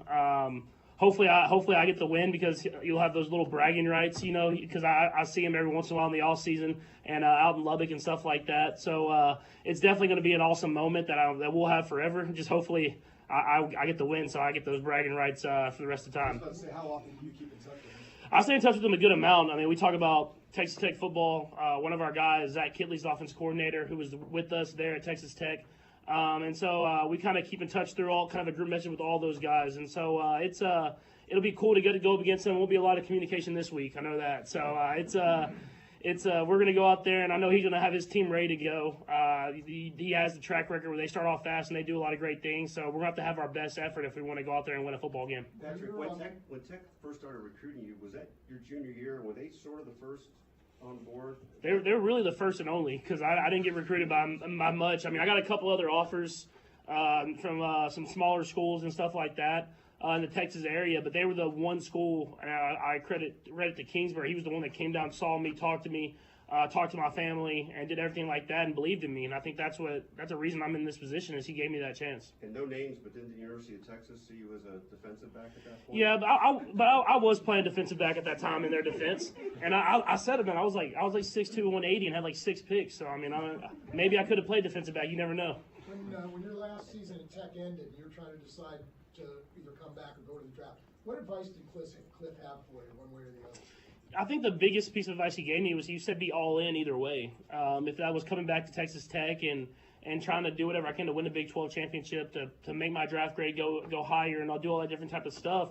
He said do that, but if I do make that step and go to the NFL, just to give everything I have. And I mean, that's kind of what I got from a lot of the people around me, and I think it all worked out because I was projected second, third round pick, and I went in there, did everything I could in training, and not training camp, but the combine training, and then got to the Chiefs and kind of kept that same mentality, and it's helped me kind of become the player that I am. You talked a minute ago about how he helped you get where you are. Is there things you can quantify, things you can point to say, hey, here's how he helped you? Yeah, I think the biggest thing is you see with a lot of young quarterbacks is whenever they get to a coach, they kind of try to restrict them and kind of make them be this model of how the quarterback position is supposed to be played. And I think he was early in the game of just saying, hey, let's maximize your strengths. And he would teach me here and there how to kind of be more mechanical and get in the pocket and the fundamentals of the game, but he never restricted who I was. And I think that's kind of, I mean, obviously amplified with Coach Reed now. But it was something where I could have went somewhere and they could have tried to make me this pocket quarterback who kind of had the right fundamentals. But he let me be who I was, kind of on and off the field, and it helped me become the player that I am. So does he know how to stop you then? I hope not. I haven't played against him yet. But I'm sure he has a few more tricks that he might know from my college days. But I feel like I've grown a lot in those since I've been in the NFL. So hopefully we can combat that. But I'm sure he has a good idea of who I am. But it's a hard offense to stop altogether, and I think that's what makes his offense so great. What is the team's model this year? Obviously, when you lost in 18 to New England, you knew the next year, hey, we got to complete the mission. The year after that was trying to run it back. Last year, of course, we know about the second half. You're going to start the season in Arizona where you hope to end it in February. What's the message? What's the motivating factor that you told all the new players and the new additions to the team to try to complete what you couldn't do last year? Yeah, I think it's just keeping the edge of just going out there every single day and getting better. We have a lot of new guys, but we have some guys that we've had for a long time, and you don't want to get complacent with where you're at. You want to make sure you're getting better and better, and we have to set that example and keep that edge so that the guys that have came in here, they understand that and they know how to get better. And so we can start off this week one, hopefully get a win, but keep building as the season goes on. You guys have a solid preseason, but obviously the regular season is a different game. With all the turnover of new offensive personnel, just without saying too much, obviously, but how different is this thing going to look to you? How surprised do you think people will be when they see this first one-2 offense?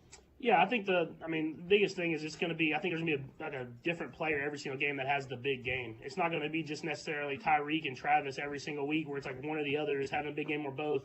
It's going to be every single week it's going to be someone different. So I'm sorry to all you fantasy football guys, but it's going to come from everywhere, so you're going to have to kind of choose the right guy every week.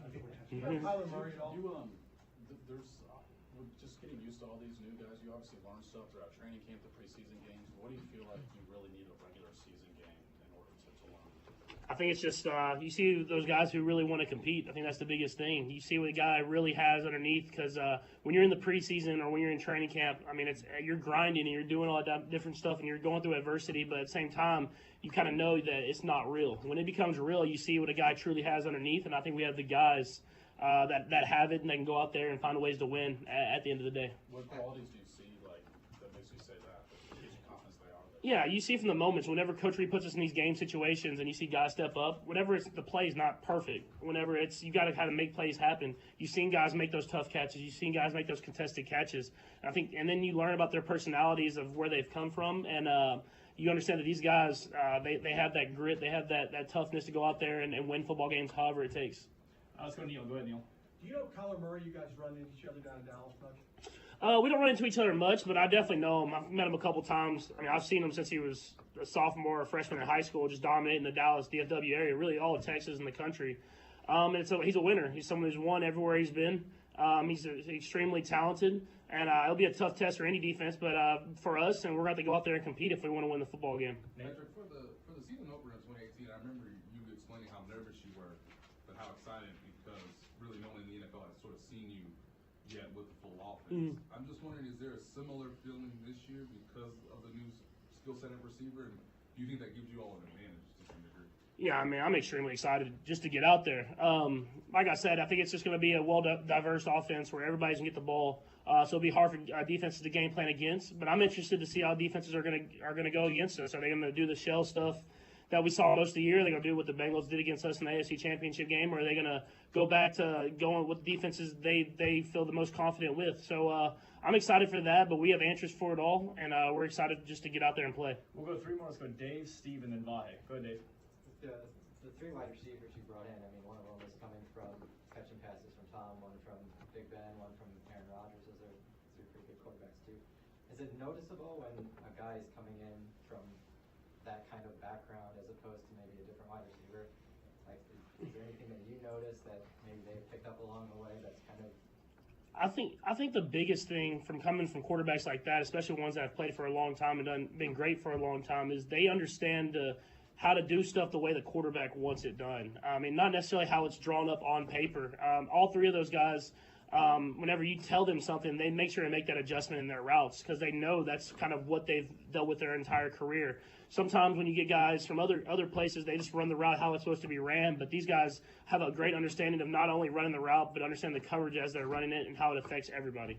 Patrick, you talked a minute ago about you're eager to see how teams are going to defense you guys this year. Obviously, you're preparing for everything for Sunday's game. What are you expecting to see from the Cardinals in that regard?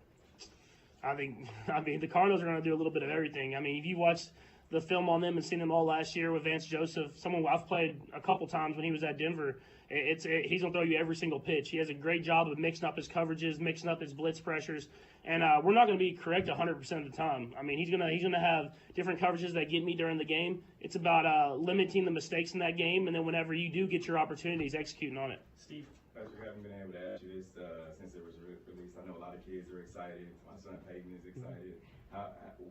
Rate your Fortnite skin? Dude, I think it's sweet, both of them. The Gladiator one, always. I mean, that thing was sweet. We just had like the bazooka arm, or whatever you want to call it, and then the pickaxes and everything like that. I helped design that one, so it was big. And then they wanted to throw a fun one out there, so the ketchup bottle, obviously, I think was fun, and I think I still look pretty clean with the suit on. So you play Fortnite a lot? I haven't played with my skin just yet, just because I'm in the middle of the season. But I'm hoping to get out there and play with it a little bit and catch some dubs. Last one, bye. Patrick, is it correct that you sent Cliff a little eyes emoji after you saw the schedule? Yeah, I did, because Coach Reed Coach Reed's, he's got the people inside the buildings everywhere. So he knew the schedule before it even came out. So I just sent him the emoji, and I think he knew right then that it was going to be the week 1 against each other. But that's his type of relationship we have, man. I mean, he's a great guy. And like I said, it's a great football team. So it's going to be a great test for us early. Thanks, Patrick. All right, there's Patrick Mahomes. A lot of talk about he and Cliff Kingsbury going up against each other for the first time coming up on Sunday, and having an idea that was the case and sending him a little emoji. But obviously high praise for what Cliff Kingsbury did for him in his career. And, of course, it just, is perfect that Texas recruited Patrick Mahomes as a safety, because they did the same thing with Johnny Manziel and a couple of other quarterbacks that they recruited to play safety, which is the long-standing joke about Texas recruiting stud quarterbacks to play safety and then having their quarterbacks that should have probably been playing safety. Instead of having Texas be back, Texas wanted Patrick Mahomes to have his back to the line of scrimmage, him to be chasing down receivers. Defensive back. Texas is back. They're defensive backs is what they are. That should be quarterbacks. The offense, he said a number of times. He said it all offseason, but he said it a number of times. It will be somebody different every game. Sorry to the fantasy football players out there, but every week it'll be someone different. And then I liked when he was talking about, what are they going to do? The 2-shell? Are they going to do the shell, the 2-deep? They're going to do what the Bengals did? Are they going to do different blitz packages? What are they going to do? Whatever they do, we'll have answers for it. It's kind of just like a offhanded comment as you answer a question, but I did think I liked the answer, and I liked how confident the answer was, and it wasn't like he was searching for, we'll have answers for it. Whatever, we'll have answers for it, as if, he knows they'll have answers for it. If they're doing this, this is what we will do. If they're going to come out in this defense, this is what we will do. We've got answers for what they're going to do this year. We're not going to be caught off guard by anything. We'll be ready to go. And then the real game versus the preseason. I thought it was interesting when he said, when it's real, you see what someone has underneath. So we'll find out. A lot of guys, when the game is actually real, you want to mark see that what one? Happens. Just feel like that. He's talking about his heart. Yeah. I didn't make that expression when Mahomes said it, but when you said it, whatever paraphrasing you were doing there, No, that's Just trying to keep an ear out for Friday, you know? When it's real, you see what someone has underneath. Well, then maybe we need to go get Mahomes sanded also. Have a little. I also thought it was a double good feature. question about the wide receivers from good quarterbacks, catching passes from Big Ben, Juju Smith-Schuster in his career, MVS catching passes from Aaron Rodgers in his career, Justin Watson catching passes from Tom Brady. And the answer by Patrick was interesting in that they understand how to do things the way the quarterback wants it done. Yeah. When you're playing with guys like that you know are Hall of Fame players, you'd better do it the way the quarterback wants it to be done, not just, well, this is the route I'm supposed to run. No, I need you to break that off a yard and a half sooner. This is what I want versus that coverage. And if you're playing with Aaron Rodgers and Tom Brady and probably Big Ben, you damn sure better run the route the way that he wants it run. And Mahomes is the exact same way.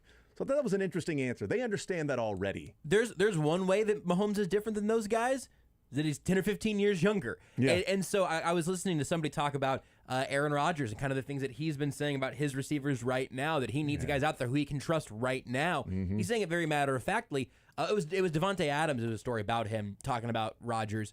And he said, like, Devontae Adams is the elite of the elite, but he showed up, and Aaron Rodgers had already been doing that for a decade. I mean, that is something that is hard to inherit from anywhere else. Andy Reid has things he likes being done the way that they're done. But Mahomes is still probably, seeing that continue to evolve, as I imagine many quarterbacks are. Yeah, and you know what? It's a lot of talk. It's a lot of this is what it's going to look like, but it will be the first time that for the extended amount of time that there is no Tyreek Hill. It's not missing a game. It's, well, when you get Tyreek back and this is what he can do, there is no Tyreek Hill moving forward. What's it going to look like? What's it going to be? And then the expected answer from Patrick Mahomes on the, there's been a lot of disrespect this offseason. Look, you should be motivated every year.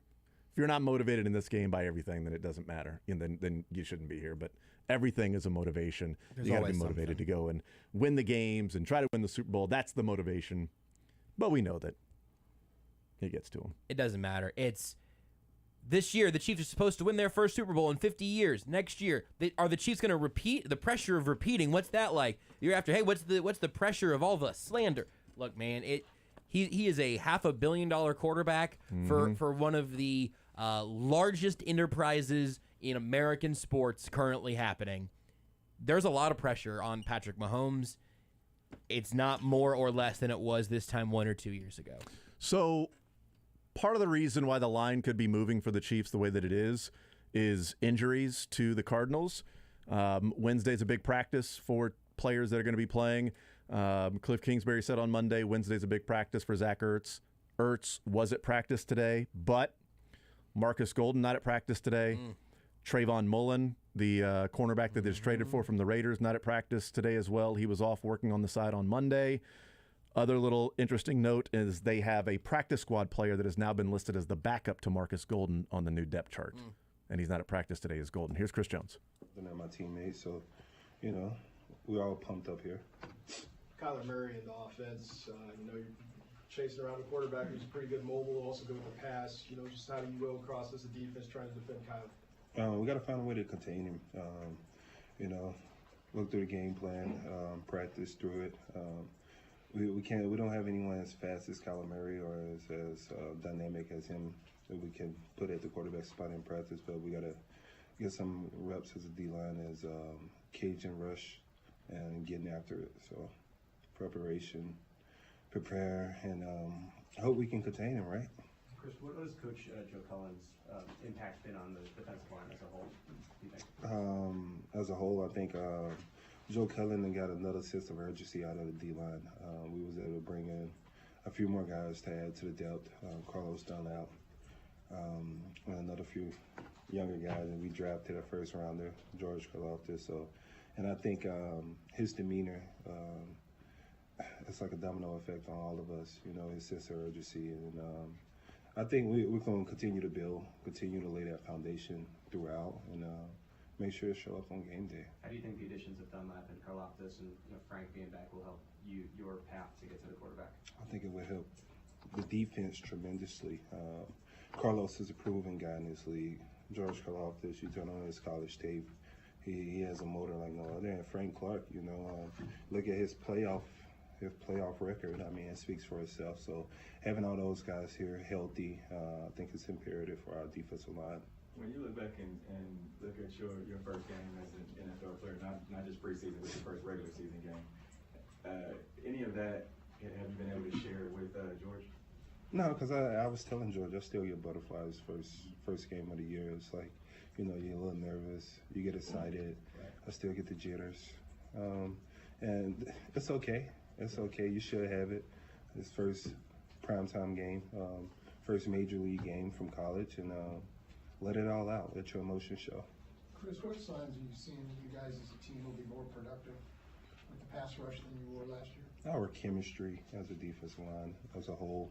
Our chemistry on defense. We got a lot of new guys, which force us to talk more, force us to be more proactive, force us to get to know our teammates better. So I think as a defense, we'll be better overall. Chris, you've been with Andy now for quite some time.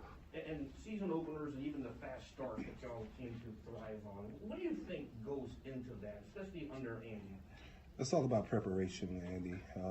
Year in and year out. Training camp is extremely tough, and I think that's translated to the game week. The way he prepares to be physically and mentally ready for when the season approaches, I think is beneficial for us as a team. Chris, when we got back here in OTAs, the first thing you mentioned was how you're really upset about Joe Burrow and not being able to get that sack. Now it's stuff with you. Now that the season's beginning, how do you feel that motivation factor, just trying to get to the quarterbacks and just trying to make amends for that, it carries you into the season? We worried about Kyler Murray, man. We worried about Kyler Murray. Comparing to Tyreek Hill, who's quicker? Who's faster? It's a little different because side to side, I feel like Tyreek Hill can be anyone. Yeah, Tyreek is faster, hands down. Side to side, north and south, Tyreek.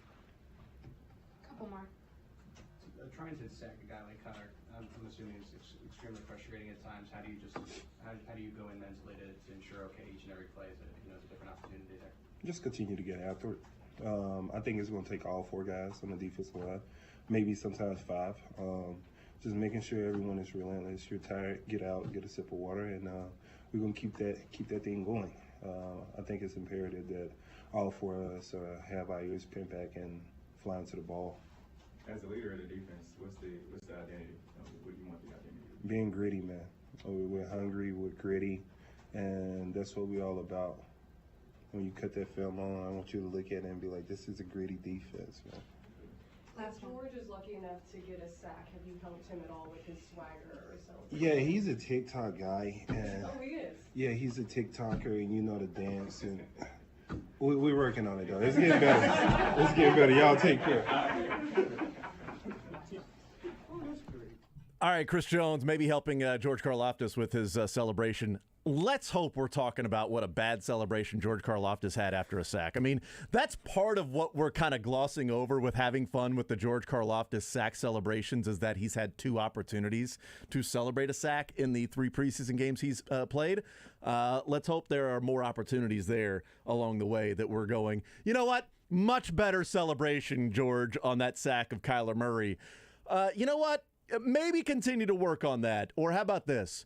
Make it your thing. Just bad celebrations. Who cares? That's your thing. Jared Allen had the rope. That's what I'm thinking. Just be your thing, George. Just be random and weird and awkward and a stud. What if George Karlaftis has like a dozen sacks this year, and every time he just gets back there and like short circuits? Like I think that would be like in a different, unique way. Like one time he like goes to flex and then like looks like he strains his bicep. Another time maybe he just trips and falls. Like I don't know. I think maybe you lean into being the guy that just gets terrible celebrations out there. All right, here's Juju Smith-Schuster.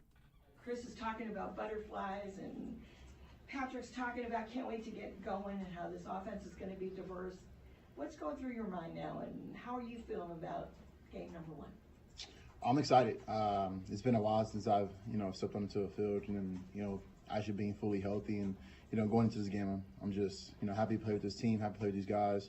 Like I said, just all excited, all positive vibes. Juju, what was going on in the preseason with your knee, and what's the update on that and how you're feeling? Knee's great. Just a couple minor issues. Playing this game for 6 years. I'm not the young Juju anymore. I'm getting older. I'm more of an adult, and it takes time. So, like I said, it's fully healed, and I just can't wait to play. You feel, and just to confirm, you feel 100% ready? Yeah. mean, you said it, I didn't say you were old, you said you were older. You have a very young wide receiver group, so for you, have you been able to talk to them going into this first game of kind of how to get past those jitters, how to get past those nerves, because this is... Yeah, but I mean, majority of guys in that room, you know, they've been on, you know, big stages before. You know, you got, you know, MBS, you know, coming from the Packers where he's played on big stages. You got Miko, who's already been on big stages, and obviously me coming from where I came from, you know, we all played on big stages. So, you know, the first game, like I said, you know, people have butterflies, people have those, you know, those nervousness, but that's normal for humans, you know. At the end of the day, I just think it's great for all of us to, you know, go out there and just show, you know, what we're here to do. How do you feel this unit has meshed from, you know, preseason to now getting ready for game one? How do you feel this is all meshed where you guys are ready to take that field and be the dominant force that you can be? Yeah, it's meshed really, really well. I think the biggest thing, like Coach talked about, was, you know, being able to go out and dominate camp. I think camp was like I said, I was probably the hardest camp of my NFL career, and then being a part of that, and then, you know, going through this whole process leading up to week one, it's coming together really, really well.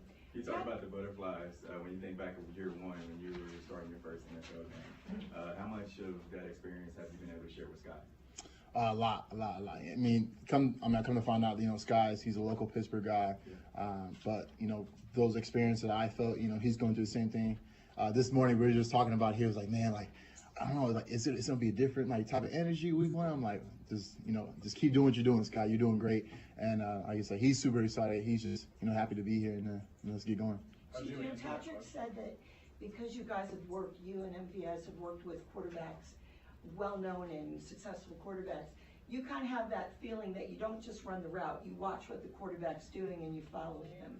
Do you feel that's kind of the key to success with this group? Patrick feels comfortable that you guys, you start out on the route, but... Yeah, and I've been doing that for quite some time now. And I've learned, you know, playing, you know, with Travis, and, you know, Pat and Trav have their chemistry and how they do their little thing, and I'm just learning as I go. And like I said, throughout camp and throughout, you know, OTAs and even now throughout the week, I've learned that. You know, we're not robots. We're just not running what the script says, the little lines say. At the end of the day, you know, we got to run to get open, and that's what we're doing. You said that Sky asked you about week one. How'd you answer that? Oh, I was just like, man, like, hey, man, like, you know, just keep doing what you're doing. He's doing a great job. You know, like, at the end of the day, I think he's gonna have, like, you know, the jitterbugs, you know, come into week one, but I think he's gonna be great. Judy, you joked about being old, but you're not really old. I guess what makes you feel like a veteran in this league? I don't know, man. Like, I'm in the locker room, and the guys, like, you know, people know, oh, Juju's young. You know, I'm 25 now, year 6, and I know it's crazy. I say I'm not old, but these guys are like, they're like, damn, you've been in the league for a long time, like 6 years old. And like, you know, some of these guys are, you know, older than me, but at the same time, you know, younger, I mean, less years. And at the end of the day, you know, I feel like the vet in the room, and I'm proud to say that. What do you need to prove this year, do you think, just personally? Honestly, just, you know, I still got it. You know, I think last year was kind of like the toll where, you know, hey, I kind of fell off. You know, obviously with injuries and stuff like that happens. It's you know, it's the name of the game. It happens. At the end of the day, I came here for a reason. I came here to win. I came here to win the Super Bowl. I think it was the best fit for me, the coaches, my teammates, the staff, everyone around, and obviously you guys. You know, you guys make me a better person, better player. So that's what I came here to do. Win the Super Bowl. Just considering that last year was injury filled, a lot of time you were rushing to rehab to try to get back to the playoffs, which you did. Just what does it mean to you and your emotion-wise to be fully healthy and to just get another shot at it? Man, I worked hard day in, day out. You know, all last year, you know, when I got hurt in week 4, you know, I told myself, you know, I kind of went down, and like, you know, everyone gets, you know, they get down on themselves because, you know, you feel like you're not out there to help the guys. And, you know, I told myself that I'm going to work even harder just to get back, you know, to the playoffs. And it's funny that, you know, I came back to playoffs, we're playing against the Chiefs. Fast forward, you know, I'm here, you know, on this side of the ball, which I'm super happy. And, you know, like I said, I'm back 100%. Can't wait to play. It's going to be a fun one. Chris was in here before you walked in here, and he said, and this is in reference to George Karlaftis' efforts to improve his sack dance. And so Chris says that he's looking on TikTok. You're a TikTok guy. And have you decided, hey, I'm going to try to help out George here to do a sack dance? I mean, George hasn't talked to me yet, but obviously I'm open to that. Hopefully he sees this. Someone show him this. You want to show him this? Like, I'm open to helping out the guys with celebrations, and that's something I'll be doing too. You know, all the touchdown celebrations, and I gotta do them pretty quick because we score a lot here, so I gotta keep it up. In addition to TikTok, you're a gamer as well. Rate Patrick Mahomes' Fortnite skin. Fortnite skin, 10 out of 10. I was just playing with them last night, and I was doing this all night on my friends when I was killing them. But it was a great time. It was a great experience. It's pretty cool to have Patrick Mahomes, part of a game that's a part of my life, daily. So it's nice. I'm at work with him. I'm at home with him. We're constantly studying. Juju, do you feel like it's going to take a few weeks for the offense to get really comfortable, or do you like where you guys are at going into week 1? I like where we're going at. I mean, if you look at preseason, we've had, all our opening drives. We went down, we put points on the board. We had 2 drives, we went down, put points on the board, and I like where we're at. I think, we're on a path where, that's the name of the game. Like that's our nature. That's part of us. So, super excited, not nervous at all. Just happy, man, just to be here. Do you have some sense of how? Sorry. Of just how different this passing attack will be for the Chiefs with the versatility and difference in personnel? Obviously you weren't here last year, but do you have some sense of what it will present that's different? Just know that everyone's going to be everywhere, and everyone's going to play every position, inside, outside, you name it. We're going to have. It's just going to be a lot of things that a lot of people are going to see in week 1, and they're going to be like, wow, okay, this is what the Chiefs are. You seem really optimistic about where this season's going. Is that just who you are? Is that just you feel that way every year this time of year? Or Yeah, of course. Situation? We worked really hard, to get where we're at, and that's every year. And every time I've, been a part of a team, I'm always in a positive light. That just keep moving forward, stay positive. This is what we're doing. This is what we're made of. All right. Thanks, Juju. Cool. Thanks, Juju. Yeah, no problem. All right, there is Juju Smith-Schuster as I'm finishing writing down the quote that he said there near the end of asking about the offense and the passing game and things like that, and said, look, there's a lot of things they'll see week 1 and say, okay, this is where the Chiefs are. Looking forward to that. Absolutely. We'll take a timeout. We'll come back. We'll continue rolling. Break down, talk a little bit about what we heard there from Juju and Chris Jones and Patrick Mahomes and Andy Reid, and also an update from the Arizona Cardinals practice, which has direct implications with the Chiefs coming up on Sunday. More Zone next. Want to see more of The Zone? Watch the show live on the Sports Radio 810 WHB Facebook, Twitter, YouTube, and Twitch.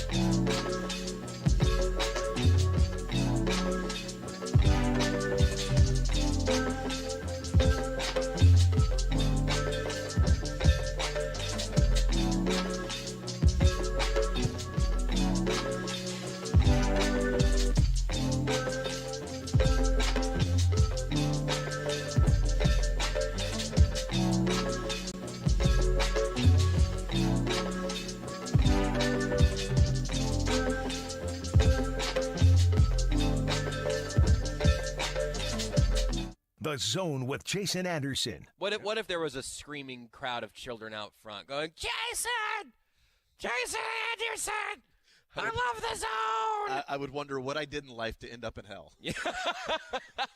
Weekdays from 10 to 2 on Sports Radio 810 WHB. All right, 913-912-4810. We'll hear from Mick Shaffer coming up in the 1 o'clock hour. We'll get some shot clock reviews in the 1 o'clock hour as well. 913-912-4810. We'll go through some texts as we continue here.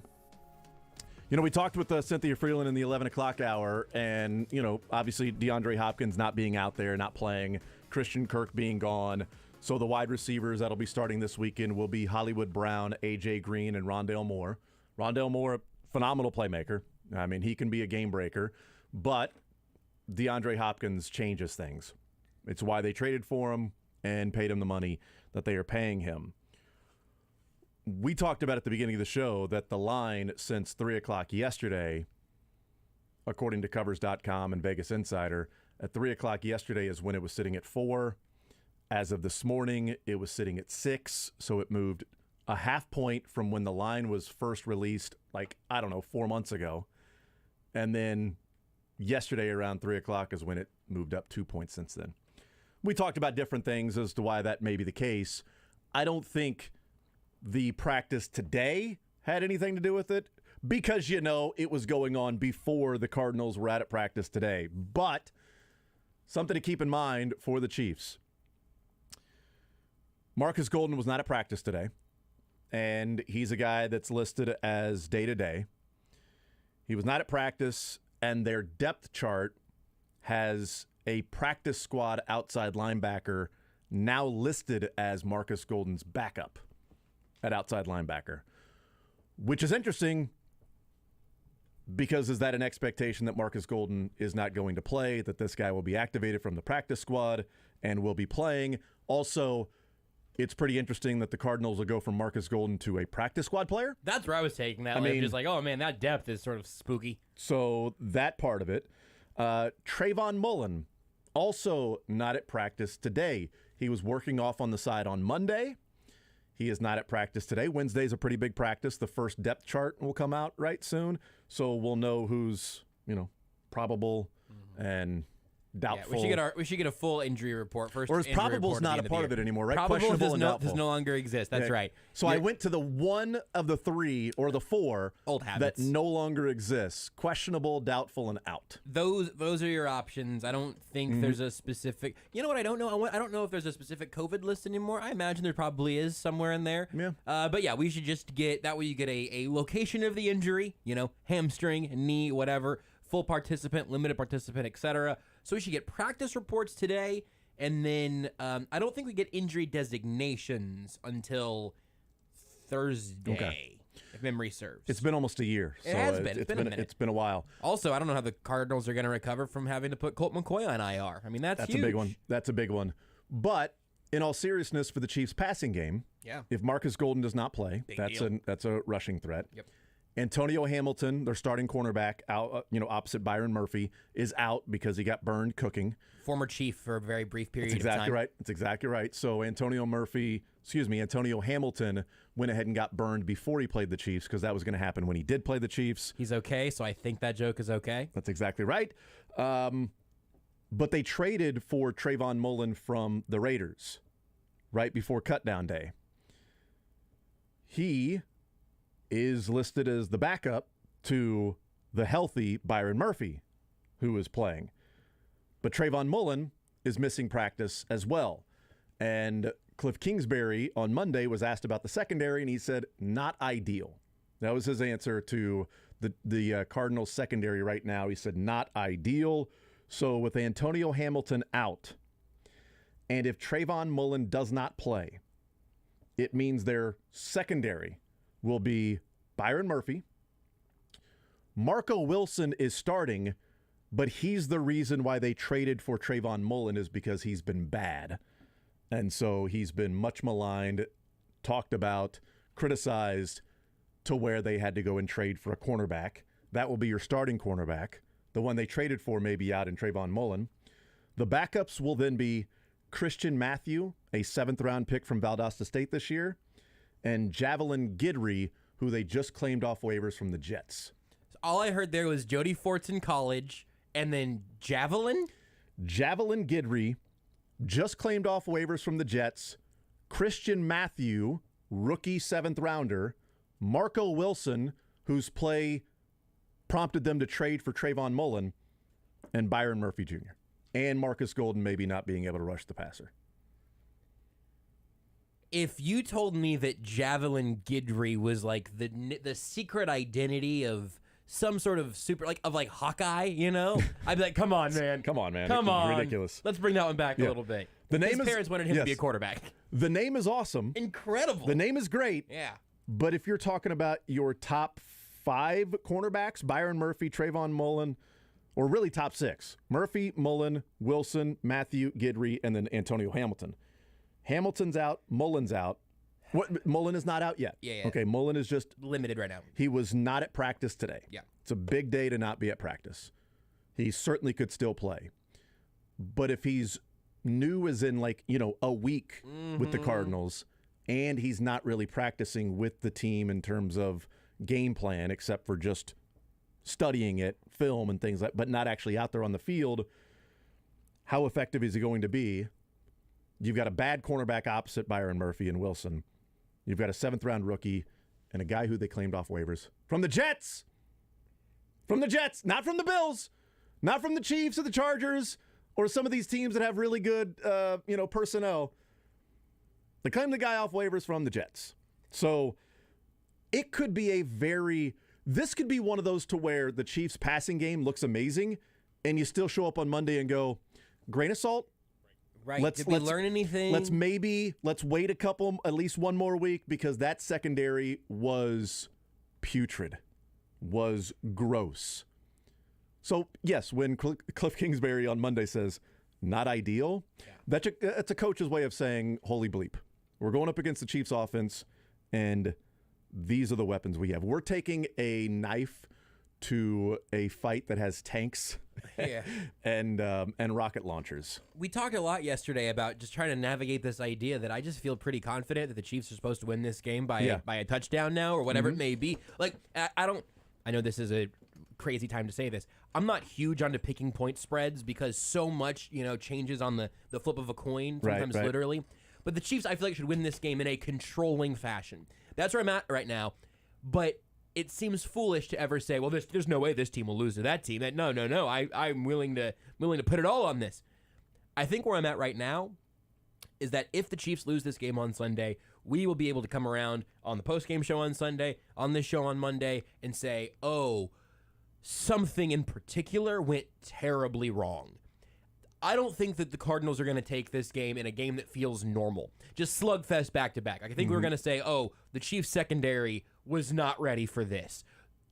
Kyler Murray embarrassed the linebackers in a way that I didn't think they were capable of being embarrassed. Yeah. I think we would have a pretty definitive takeaway if the Chiefs lose this game. And if they win, I think it could just be business as usual.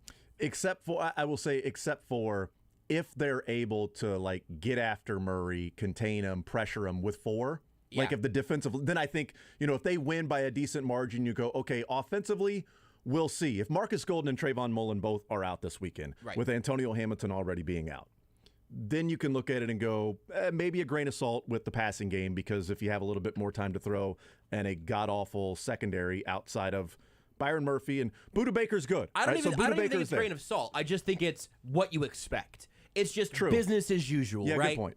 Just, hey, the Chiefs can handle business, or something bad can happen, and then we'll find that out. I just think that right now, in a quote unquote normal version of this game, the Chiefs win at 90% of the time, which might be too high, but it's kind of where I'm edging towards right now. And they still have, by the way, the Cardinals still have a few playmakers on defense. Sure. J.J. Watt. We know about Isaiah Simmons from right down the road here. Zaven Collins is awesome and one of the better, rookie linebackers last year. One of the better linebackers last year. And Budda Baker. So you've got 4 playmakers on that defense for the Cardinals, but they have some holes and some weaknesses in different spots. And the Chiefs are not a team that you want to be going up against when you have a really weak secondary and injured players that would be starting anyway. Shwoo! Breaking news. I got a text from Kent Swanson. Okay. Javelin Guidry. No! I told him I refused to believe this. Kent! No! Why? Not interested. Why would you... I got a different way I Erase could that. pronounce Kent's name. Erase that. Strike that from the record. The jury will gone. not take that into account. That will not be in the podcast. That dude's name is Javelin Guidry. Can't believe Kent would be trying to derail the show that way. How dare you, Kent? Thanks for listening. I'd like to take a javelin to that text. I'm sorry, a javelin to that text. Follow the show on Twitter at J810Anderson, at JB Brisco, at Beards McFly, and at Sports Radio 810.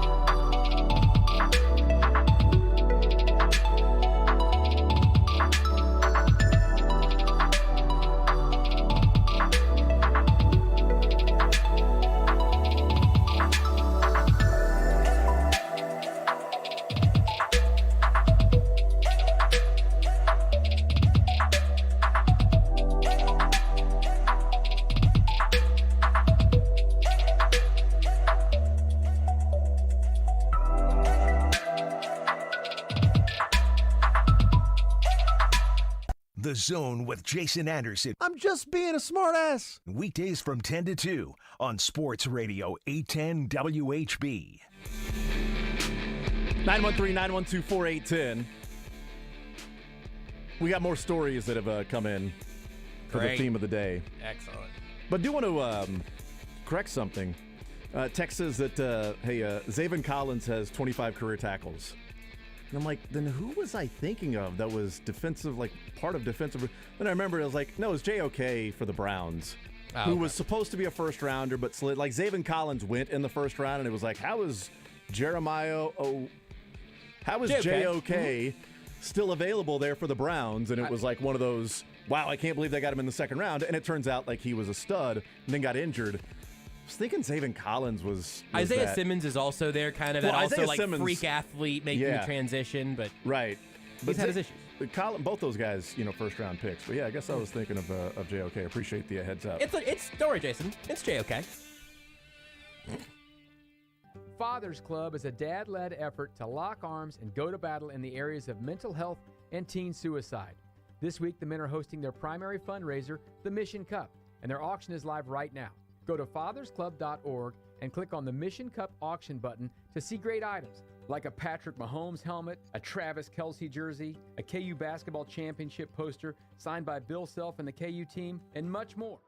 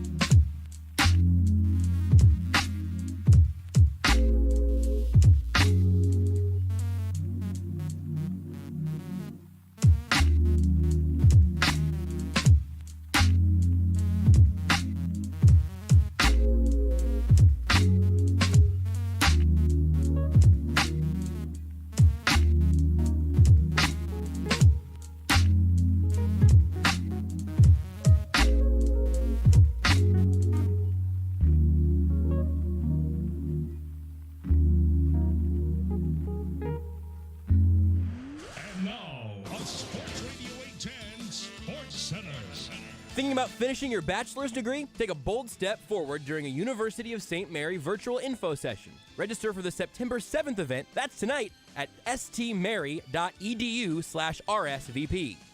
8 one-run innings got the job done for Shane Bieber and the Cleveland Guardians against the Royals. Zach Greinke will be on the mound for Kansas City tonight as the team sits at 55-82 after last night's 4-1 loss. The Chiefs are back in action at 3:25 on Sunday against the Arizona Cardinals. We'll have pregame and postgame coverage right here on Sports Radio 810 WHB. Mizzou and K-State reunite Saturday at 11 to the rejuvenation of an old rivalry. And KU will look to rise to 2-0 on Saturday when they'll be out at West Virginia for a 5 p.m. kickoff. Pregame coverage begins Saturday at 3:30 right here on Sports Radio 810 WHB. Next, it's Mick Shaffer in the Zone. I'm Joshua Brisco. This is SportsCenter.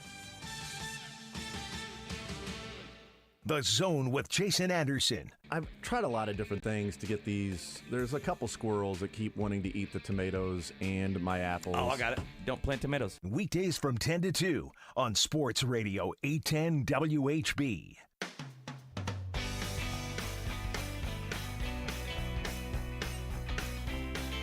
All right, so I want to see the pronunciation guide that Kent was looking at with the Javelin Guidry or Javelin Guidry. Is that what you've been looking for the last 10 minutes? Yes.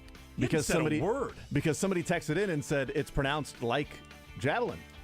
And here's the odd part about pronunciation guides. The only thing college, NFL's official draft guide for players, the New York Jets, who he was with, and the Arizona Cardinals, who he was now with, all pronunciation guides have Guidry. That's it. That's the only pronunciation is Not the first the name? last name, Guidry. That's it. Not Javelin, Javelin. How do you pronounce the name? Either way, he'll be out there on the field on Sunday, which is not a good thing for the Cardinals. And I found that pronunciation guides aren't always universal. They're not always the True. same. They don't put the accent on the same syllable or do it the same way as all the other ones. Well, let me tell you, they are all in agreement on Guidry. Okay. His last name is 100% Guidry. How is that spelled phonetically? Guidry. Guidry, they spell it Gid-REE. Guidry. All right. Yep. I believe that it's Guidry. So I pulled up. A lot of phlegm in I today's know. show. You all right? Clear your throat Yeah, there I'm if you'd good. I like. pulled up the his 40-yard dash from the combine. I know, right? And they said javelin. They said javelin? They said javelin. So, Well- so Kent is a dirty liar. I pulled up one video of the Cardinals claiming Guidry, and it says the Cardinals were awarded Javelin Guidry from the New York Jets. Maybe it's pronounced Javelin, but people just don't care. And it's like, if your name is spelled Javelin, we're calling you Javelin. I want it to be javelin. Yeah. We all. I mean, I just. I'm a think- Conklay.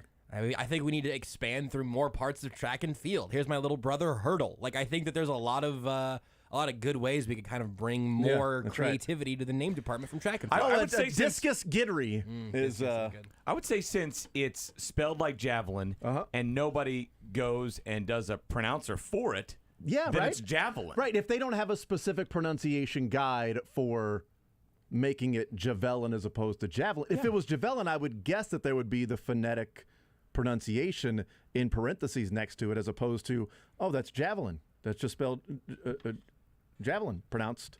I think it's Javelin. Put Schaefer. Seems like javelin. You know who I didn't think we'd be talking about today? Javelin Guidry. That's who I did not think we'd be talking about today. He sounds like the greatest Oklahoma State quarterback of all time. Javelin Guidry. Javelin Guidry. Boy, he could really throw it, man. Oh man, Javelin Guidry could chuck that rock. Do you think they designed a javelin to match his limp-wristed throwing style? They did. Yeah, had to. Be Lamar. Probably. Mark, what if his name was Javelin Lamar? Oh my Oh, goodness. man, that would have been amazing. Somebody loved nerds. Your last name is Lamar. They called you Javelin? Oh, it's amazing. Good for you, man. We're talking about that because Trayvon Mullen was not at practice today for the Arizona Cardinals, and Antonio Hamilton, who was their starting cornerback, is out. Trayvon Mullen is who they traded for from the Raiders, who the Raiders made available, who aren't exactly, busting at the seams with secondary pieces. And Marco Wilson, who is starting opposite Byron Murphy, is the reason why they had to go and trade for Trayvon Mullen, because he's been so bad in the preseason. They felt like they needed help. But if Mullen is out and Antonio Hamilton is out.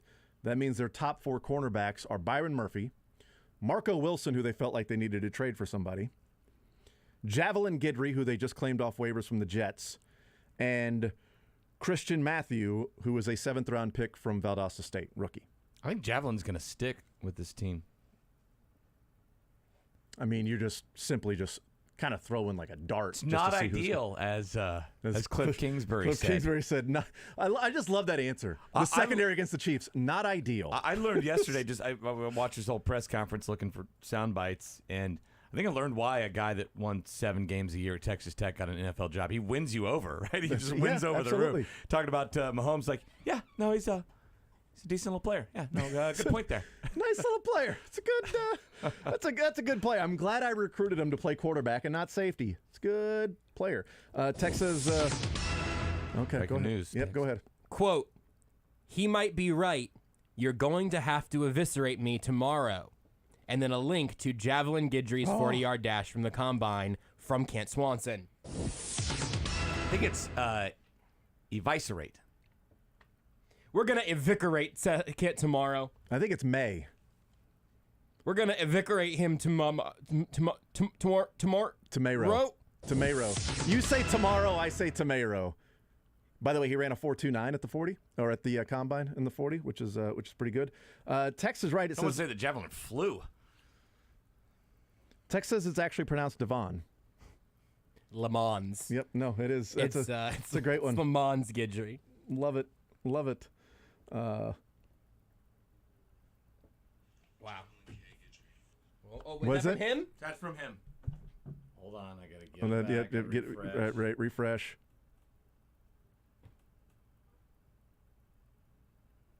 Go. Press play.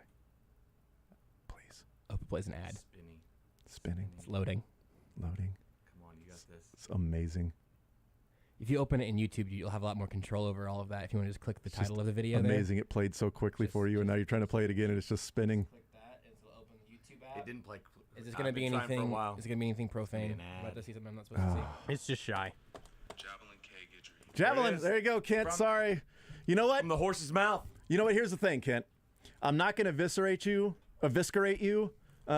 tomorrow because I cost you a goal in the media game. We're not even. I'm still behind on this. I'm still well behind on this. And it got us to the bottom of Javelin. Which is a dangerous place to be. Not the best place to be. Better be at the top of the Javelin, I guess. I don't know. Not the best place to be. 913-912-4810 is the text line. Text says, in middle school, we used to lower the rim on home backyard courts and have dunk contests. Not again, man. It can't be this again. One kid got his front tooth caught on the net on the way down. Good news, he can shoot it out on command with finger guns, so that's pretty sweet. Oh, my God. See? There you go. It's taking a positive from a negative right there. 913-912-4810. Text. Teeth getting caught on something or getting... Did you catch any of that earlier in the show, Mick? You can go pick some greatest hits, Jason. Text says, in high school, I saw a heavyweight wrestler basically bull rush an opponent and miss, trip on the mat, face plant on the gym floor. The gym went silent, and you could hear his tooth tink, tink, tink across the floor. Dude finished the match. Wow. Good for you, man. That is all. Well, good for him, I should say. He's the one that saw it, but good for that guy. Can you find the other basketball one from earlier in the show? I don't know how much scrolling that would take if you've got a little control F. So I have a javelin tooth story. Oh my For God. real. So here, real quick, here's the reason why we're hearing, reading these is because I missed yesterday. I was out yesterday because Monday night, Juliet decided that. So our stairs go down, and then it's like a landing area, and then there's 3 more stairs. I know our stairs they go up and down. Both ways, huh? Yeah, but head down, but there's a landing area, so it's not all the way down to the floor. The landing area, and then there's like 3 steps. Jason has a very large house. Yeah, right. Her and her brother decided that they would take like kind of a beanbag type thing, but it's one of those softer beanbag things, and use it like a sled to go down the stairs, those final 3 stairs. Only she just rode it like a surfboard on top, down, and landed face first, apparently teeth first. Yeah. So her lip just ballooned up. It looked like she had Botox, like a really bad, like she went 3 days in a row to get Botox.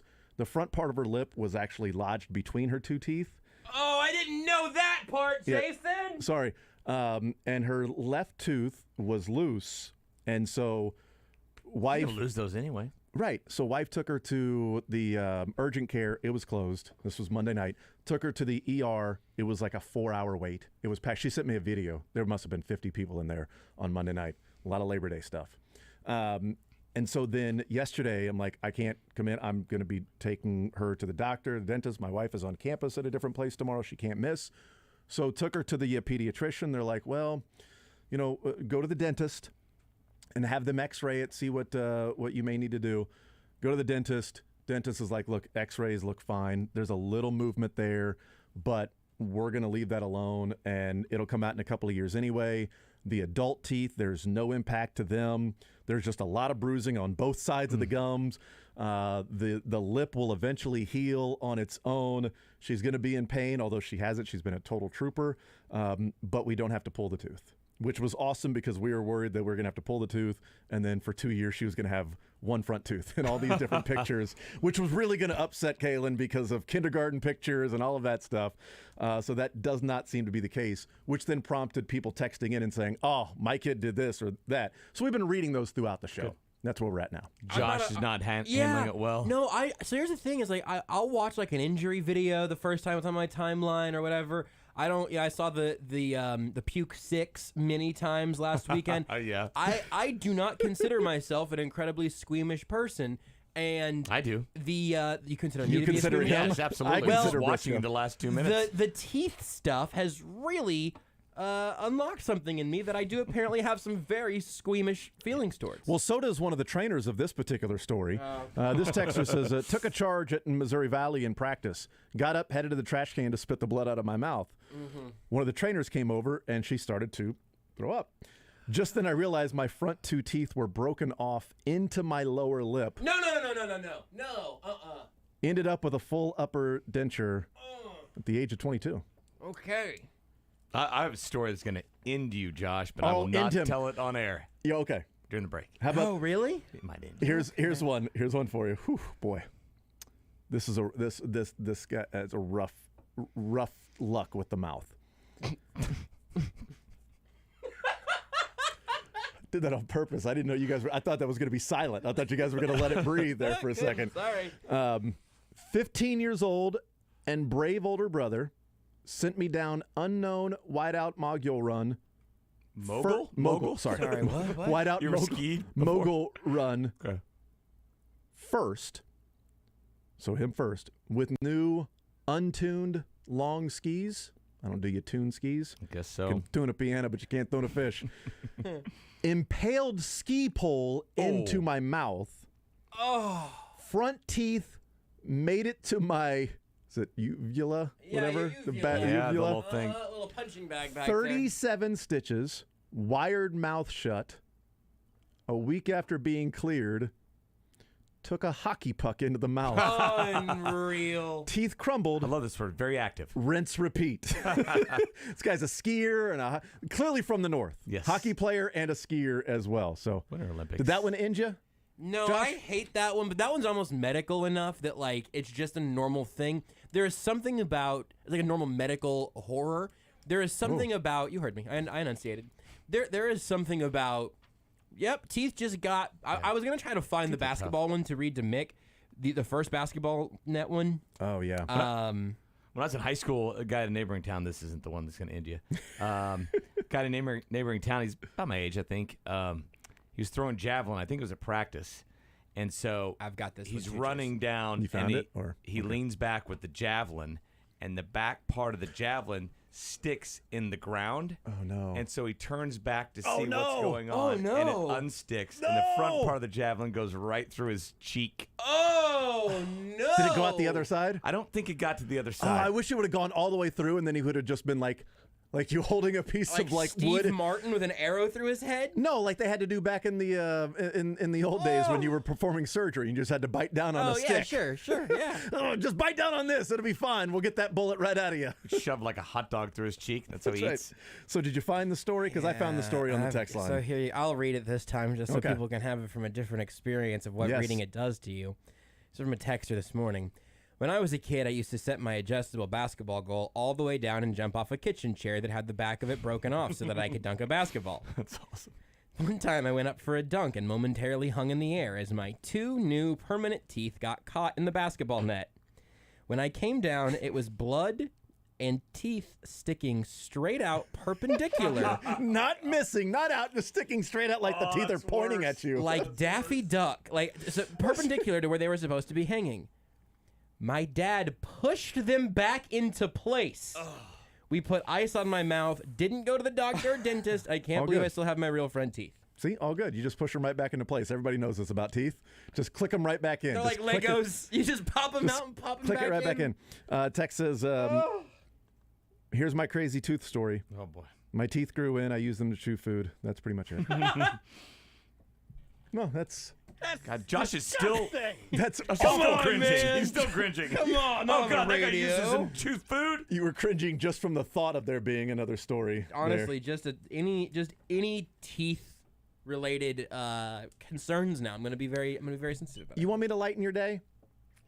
Not unless it was Mick's horrible story. I want to know Mick's horrible story more than anything. But yeah, I would like for you to lighten my day. During the break. There's a break story also that there's another I'm one? waiting for that is concerning. But yeah. Yeah. No, make my day better at least until Mick ruins it again. And when we come back, we won't retell the story, but I'll tell you how the story made me feel. Okay. All right. But we'll brighten up the day here. Please. Ed Orgeron, who is a damn treasure. Blessing.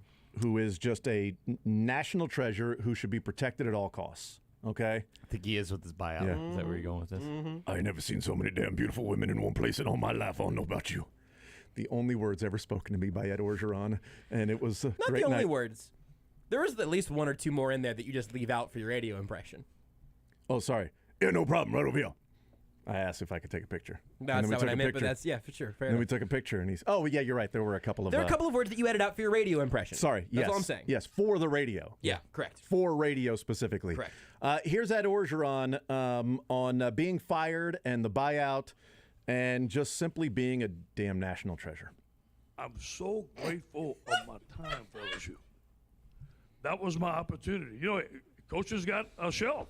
Some coaches got 50 years. Some coaches got 12. Mine was 6. Good.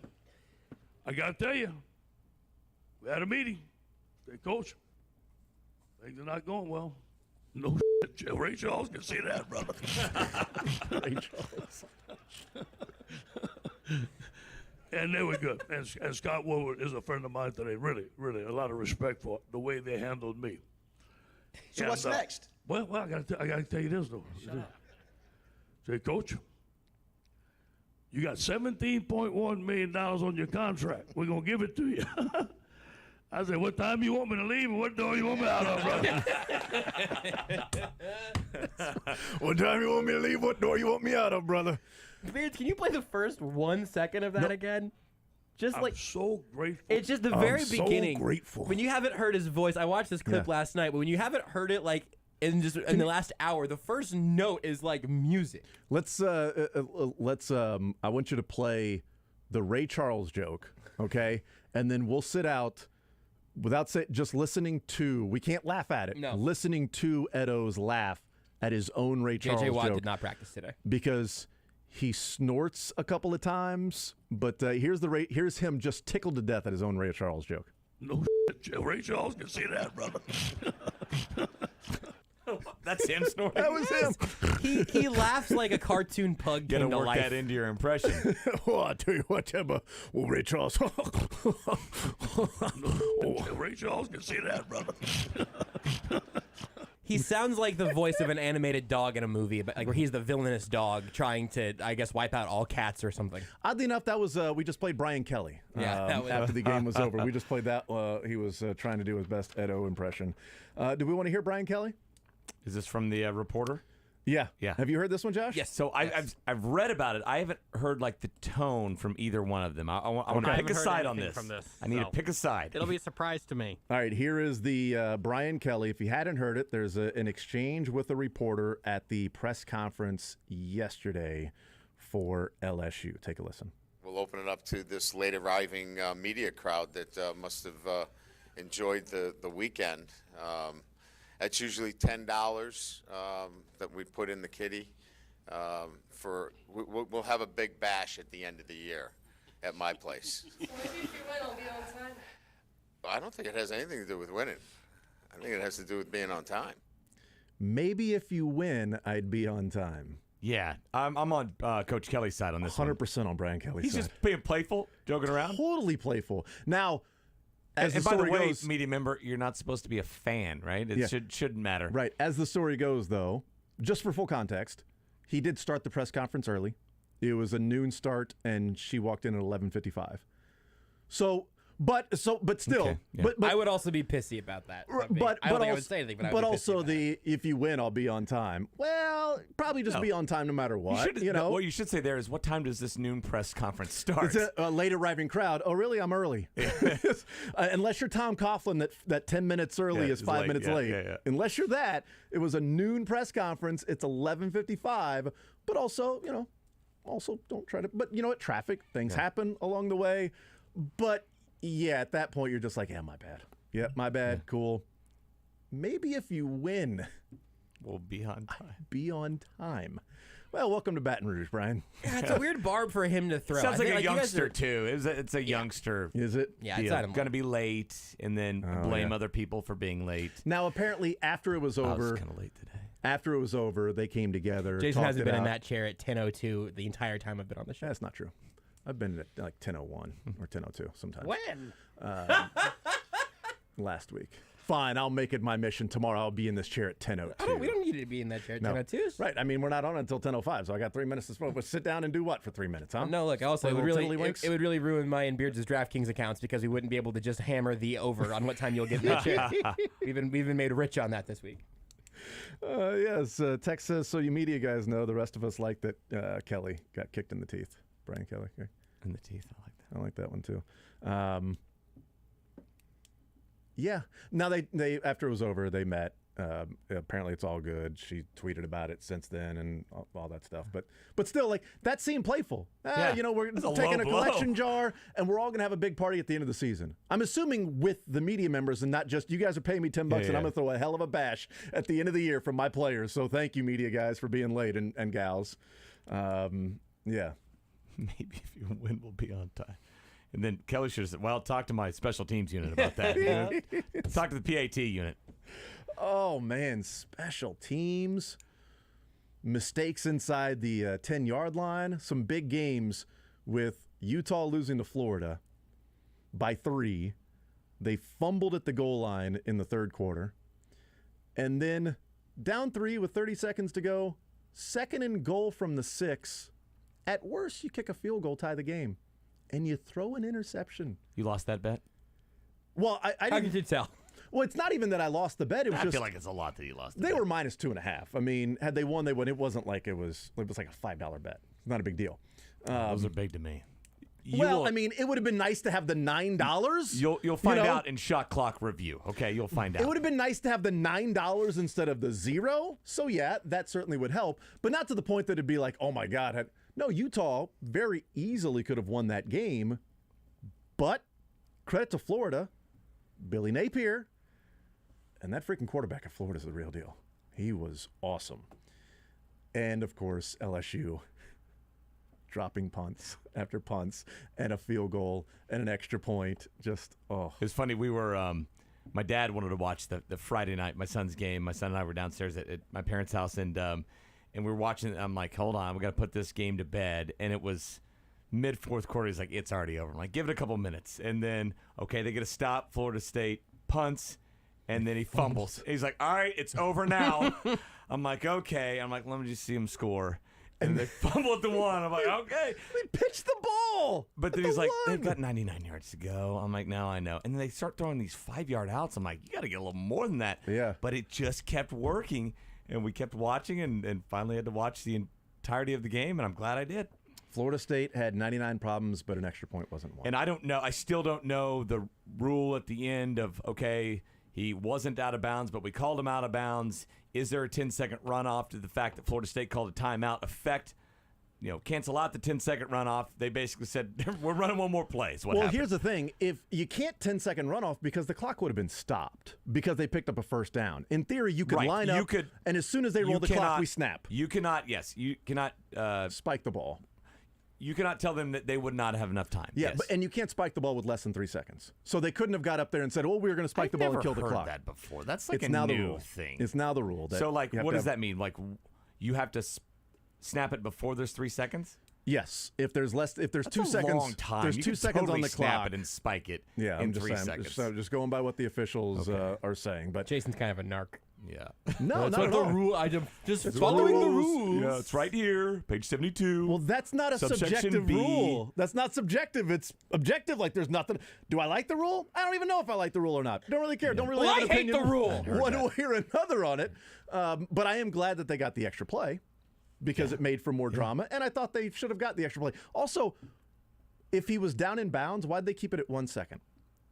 Because when his knee went down, there was 2 seconds left. Yeah. Then he rolled out of bounds, and then they said, stop the clock because then there was 1 second left. It's tough, I know. In real time, these guys are so fast, but that's almost like is it a fumble or not? Just let it play out. If you're the ref, if you're not sure if he's down, say he's in bounds, you can always put time back on the clock.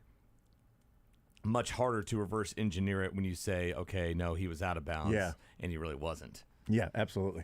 All right, we'll take a timeout. We'll come back. We'll continue rolling. We'll play a little or just have some shot clock reviews coming up next. Follow the show on Twitter at J810Anderson, at JB Brisco, at Beards McFly, and at Sports Radio 810.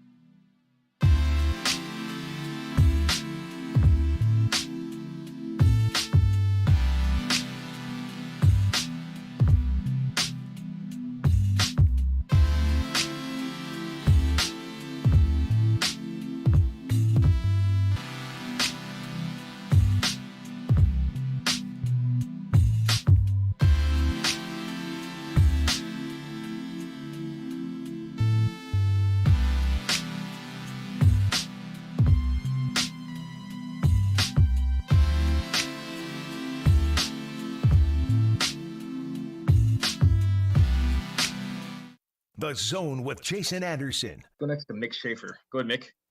Sorry, it's actually Mackenzie. Weekdays from 10 to 2 on Sports Radio 810 WHB.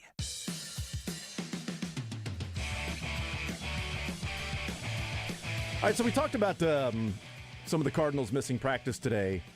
I didn't mention that J.J. Watt had missed practice today because I kind of just thought it was load management for an older player. You're 50 years old. Remember Tamba, practiced like 5 minutes a week and then played, and it was like, we got to keep him fresh. But apparently Cliff Kingsbury at his press conference today said J.J. Watt is day-to-day. So missed practice today. R.I.P. May he be remembered well. I mean, but the thing is, though, isn't he always aren't we all day-to-day, right? But isn't he always day-to-day? Like, it feels like J.J. Watt, his career has been like, man, how dominant he could have been if all these other injuries. Gas does he have left in the tank, I wonder? I have no idea, yeah. Multiple other people have let me know that Zaven Collins is not the linebacker you're thinking of. These are not the drones you're thinking of. Droids, not the droids you're looking for. Sorry, these are not the droids. Big Star Wars fan, as you can tell. I like you, and that's okay. That's what I'm here for. Having watched it once, well, maybe once. I don't even know if I've watched it all the way through. Anyway, I was talking about Zaven Collins, and I'm like, yeah, he was awesome last year, like really good linebacker, and. Isaiah Simmons, we know locally. Budda Baker's a playmaker. And multiple people are like, Zaven Collins, are you sure that's, he had 25 total tackles last year. Yeah. And then came back, I'm like, yeah, for whatever. I was talking about Zaven Collins, but in my mind, I'm picturing J.O.K., who plays for the Browns. Mm-hmm. But he was awesome last year and is one of the better rookie linebackers. And what's great is that Nick Bolton and the Chiefs will be playing against the Cardinals, who I think the Cardinals thought they were getting in Zaven Collins. Is what Nick Bolton is for the Chiefs. Yeah, that was the expectation and more. Right. Collins was one of the athletes that you say, hey, he'll figure this out. He's more athletic Nick Bolton. Like, he's all over the field. He's making tackles, but he can run sideline to sideline. Nick Bolton athletically, maybe not there. And Nick Bolton's going to show up as the Chiefs' middle linebacker and be a stud. And Zaven Collins, who went a round and a half earlier than he did in the draft. Is he starting? Collins? Nick Bolton, yes. Zaven Collins. He's listed as the starter on the depth chart, yeah. But, we'll see. An Arizona Cardinal fan tweeted me and was like, going through all the stuff. He's like, Chiefs will put up at least 40 this weekend. We'll see. Not ideal. Yeah, Shot Clock reviews. Yeah. Joshua. Hi. Beardsley. Mick Joseph. Jason Uwa. Who goes first? That would make sense. I'll go first because I feel like I'm the pace car for this segment. Pace us. And I'll pace you with, I'm going to give you whiplash on my two today. I'm going to start with a mobile game called Super Auto Pets. Oh, boy. Now, look, I like to try to have a mobile game that you can dip in and out of that's not the long-term investment of sitting down at a TV or even having a Switch that you take out of your bag or whatever. You can play Super Auto Pets in 2-minute little chunks. It's just a very simple strategy game. Ultimately, your little chess pieces, it's not really chess, but your fighting chess pieces are little animal avatars. It makes it fun. It's very simple. There's just enough strategy to make it be worth your brain power at 11:45 p.m. in bed. Mm-hmm. And I'm going to give it a good 7.5 out of 10. Would like for there to be some expansions to it, but it's a good mobile game. All right. Beards, what do you got? I will be talking about something we talked about a little bit yesterday. First 2 episodes of The Rings of Power. I don't think I have seen anything on a screen, whether that's television or on a movie screen, that looks better than this does. It is breathtaking to look at sometimes. The scale of it is really good. It's well written. It's fun. I am super excited for it. You don't have to be a crazy Lord of the Rings fan. They explain everything really well. I think there's going to be 8 episodes. It's excellent. 9 out of 10. Wow. Awesome. It's excellent. I think, Beards, it's something for you and I to remember next week. I think you and I shouldn't go back to back. I think we need to do over 40, under 30. Are you 30 now? I'm 30 You now. just turned 30, didn't you? Wow. This is 30. Olds and youngs. We should alternate because I can't do a mobile game into your Lord of the Rings. Then for Jason to talk about taking his kid to the ER, and for Mick to talk about his prostate exam. Don't or worry, whatever. I got an old person one next. Texas. Don't worry. So do I. He's going to talk about Texas. That's what We'll mention then. Yes, please. Jason, why don't you bat third? Oh, I'm going third? I don't know. You want to clean up again? Mick, go ahead. Mick's ready to go. No, I mean, I'll go. Mick looks like he's dressed to go to a beach wedding here after this, so I'm curious about what Wednesday that'll be. weddings it's the new Saturday night, really. Wednesday is the new Saturday. Afternoon. That's what everybody says. Go ahead, Mick. All right, my shot clock review will be of my first weekend of gambling in Kansas. I know. Hey, bet what you know. So I knew I'm going to bet Texas not to cover. And they covered. I'm going to bet K-State. Of course, they always struggle with the Valley not to cover. They, of course, covered against South Dakota. But I'm like, all right, well, at least I know KU will underperform. They're not going to get to the over. They're not going to cover. Even though it's against Tennessee Tech, all of a sudden they turn into world beaters. This is how it's going to go. 1-800-BETS off. I give it a over-under 1.5 out of 10. So many bets you're going to win.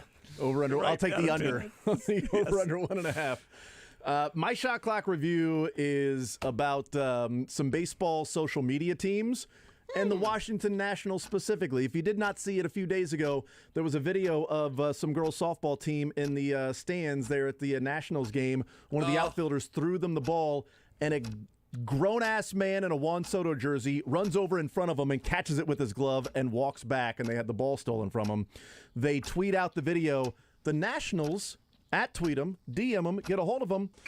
Baseballs and autograph stuff for the whole team and everything. So that was awesome that they did that. I give it a 10 out of 10 for the Nationals, a 0 out of 10 for that total D-bag. Did you see the D-bag at Kauffman Stadium? That guy is incredible. A week or so ago? Yeah. That guy was an art piece. Right. I want to know everything about that man based on his outfit. So what's worse? That guy that actually took it out of the glove of That's somebody worse. else? That's worse. Then Or is going it- and catching in front of it. At least he caught Right. it in the air. But that's theft right there. Yeah, he But took it it out is of someone else's possession. Yes. Someone else possessed the ball Yes. in the Kauffman Stadium. Well, Throw the book at it. Possession is 9/10 of the law. Yeah. So therefore, that is stealing. But if the baseball player is looking at the group of young softball players and throws them the ball, the guy who comes over 10 feet and then reaches in front of them and snatches the ball, that's kind of stealing too. On one right? side, you meant to give that person the ball. On the other side, that person had the ball. Yeah. Both times, both guys should be in jail. Probably for the rest of their life. I don't agree like with to that. overreact, so I'll just say probably for the rest of their lives. Yeah, not execution. No death penalty. No, certainly not a public death penalty in the middle of the town. Right. Unless.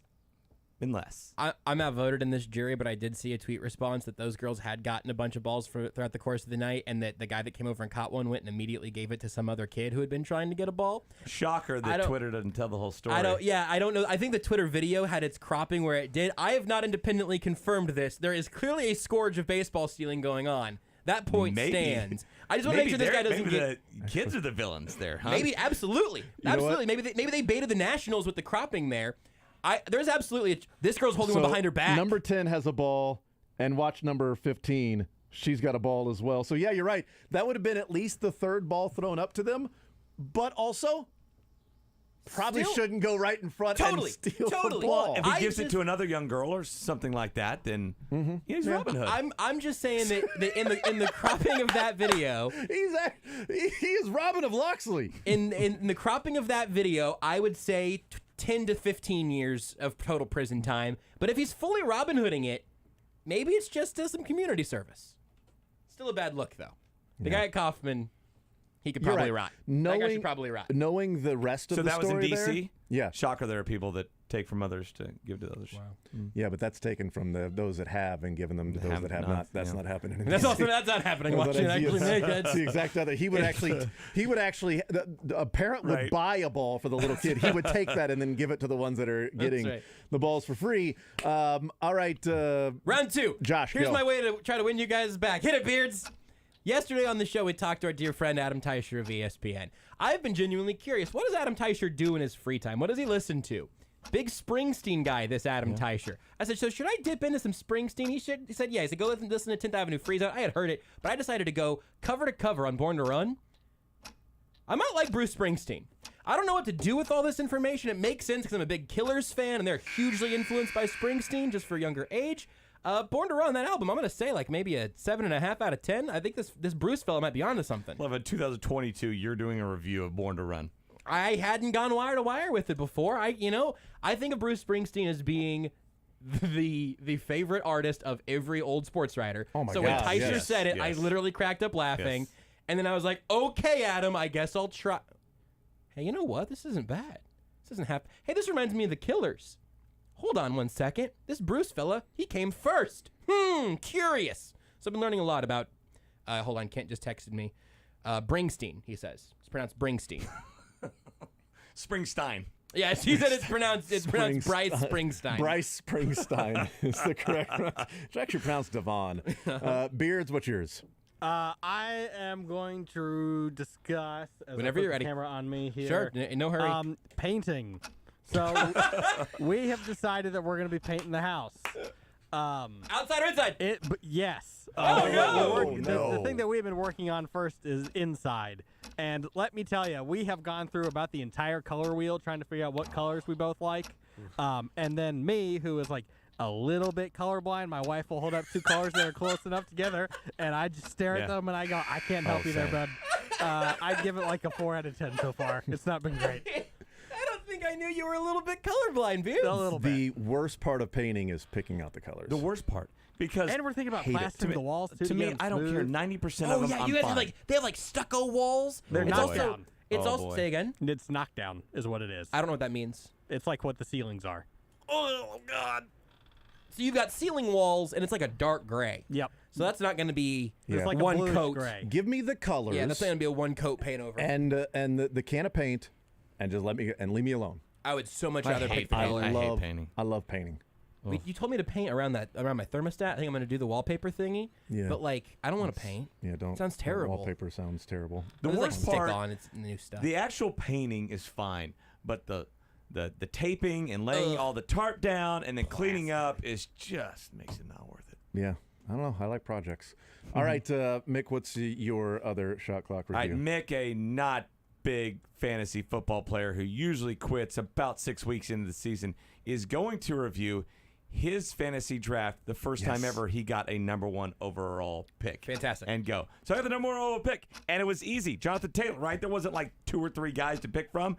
Awesome. Like, that's great. But it turns out in a 12-team league, I got to wait 23 more picks before I select again. That was awful.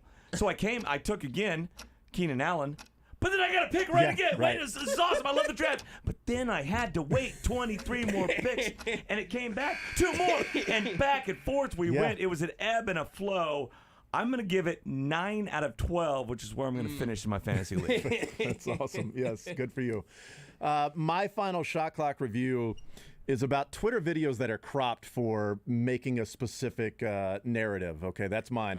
Okay, so there was a Twitter video about a guy that stole a baseball from some girls there at the Washington Nationals game. Go on. And it made the guy look like a total AH. As it turns out, those girls had a bunch of baseballs already. Wow. The guy then gave it to a kid who was not getting a baseball, but they cropped this to make it look like he was a bad guy. Then the Nationals are Gave so him even gullible, more baseballs. they fell for it. Now they're giving him autographed baseballs, all because this Gina Hilliard cropped it to narrative so that they can steal more baseballs. It's ridiculous. I give it a 1 out of 10. Why do we believe any story, any video on Twitter? I would have never believed that ever. I tried to tell you guys it was totally fake. So It's really good that you came up with that second one and delivered it so well in a short amount of time.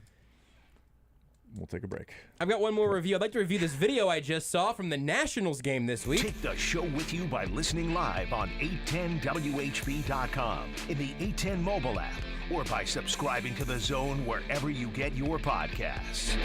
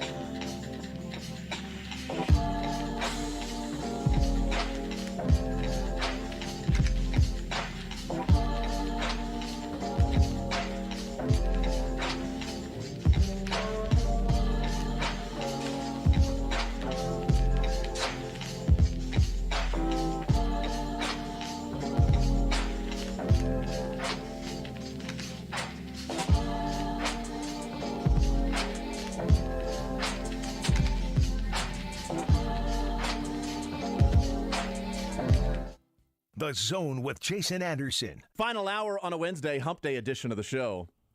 Speaking of that, Mick Shaffer joins us, KSHB 41 sports director. Hey, guy. Huh? How you doing? Humping away. Yeah. Weekdays from 10 to 2 on Sports Radio 810 WHB. All right, that'll do it here for this Wednesday edition. Mick Shaffer hanging out with us. He is presented by Kona Big Wave. You can take a little break tonight in single task with a Big Wave Golden Ale from Kona Brewing Company. Okay, I will. Done. Done and done. You should do that. Keep all your teeth in your mouth today also, everybody. That goes for everybody listening, please.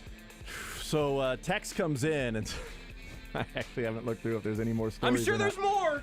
You can use your teeth to take off the cap of the Kona Big Wave. Mm-hmm. I can't imagine they want you saying that. Yeah, don't. Hey, legal advice real quick. Don't do that. Don't do that unless you want to end up on this text thread we've had today. Well, that'd be a pretty good way to show your commitment to the zone, I guess.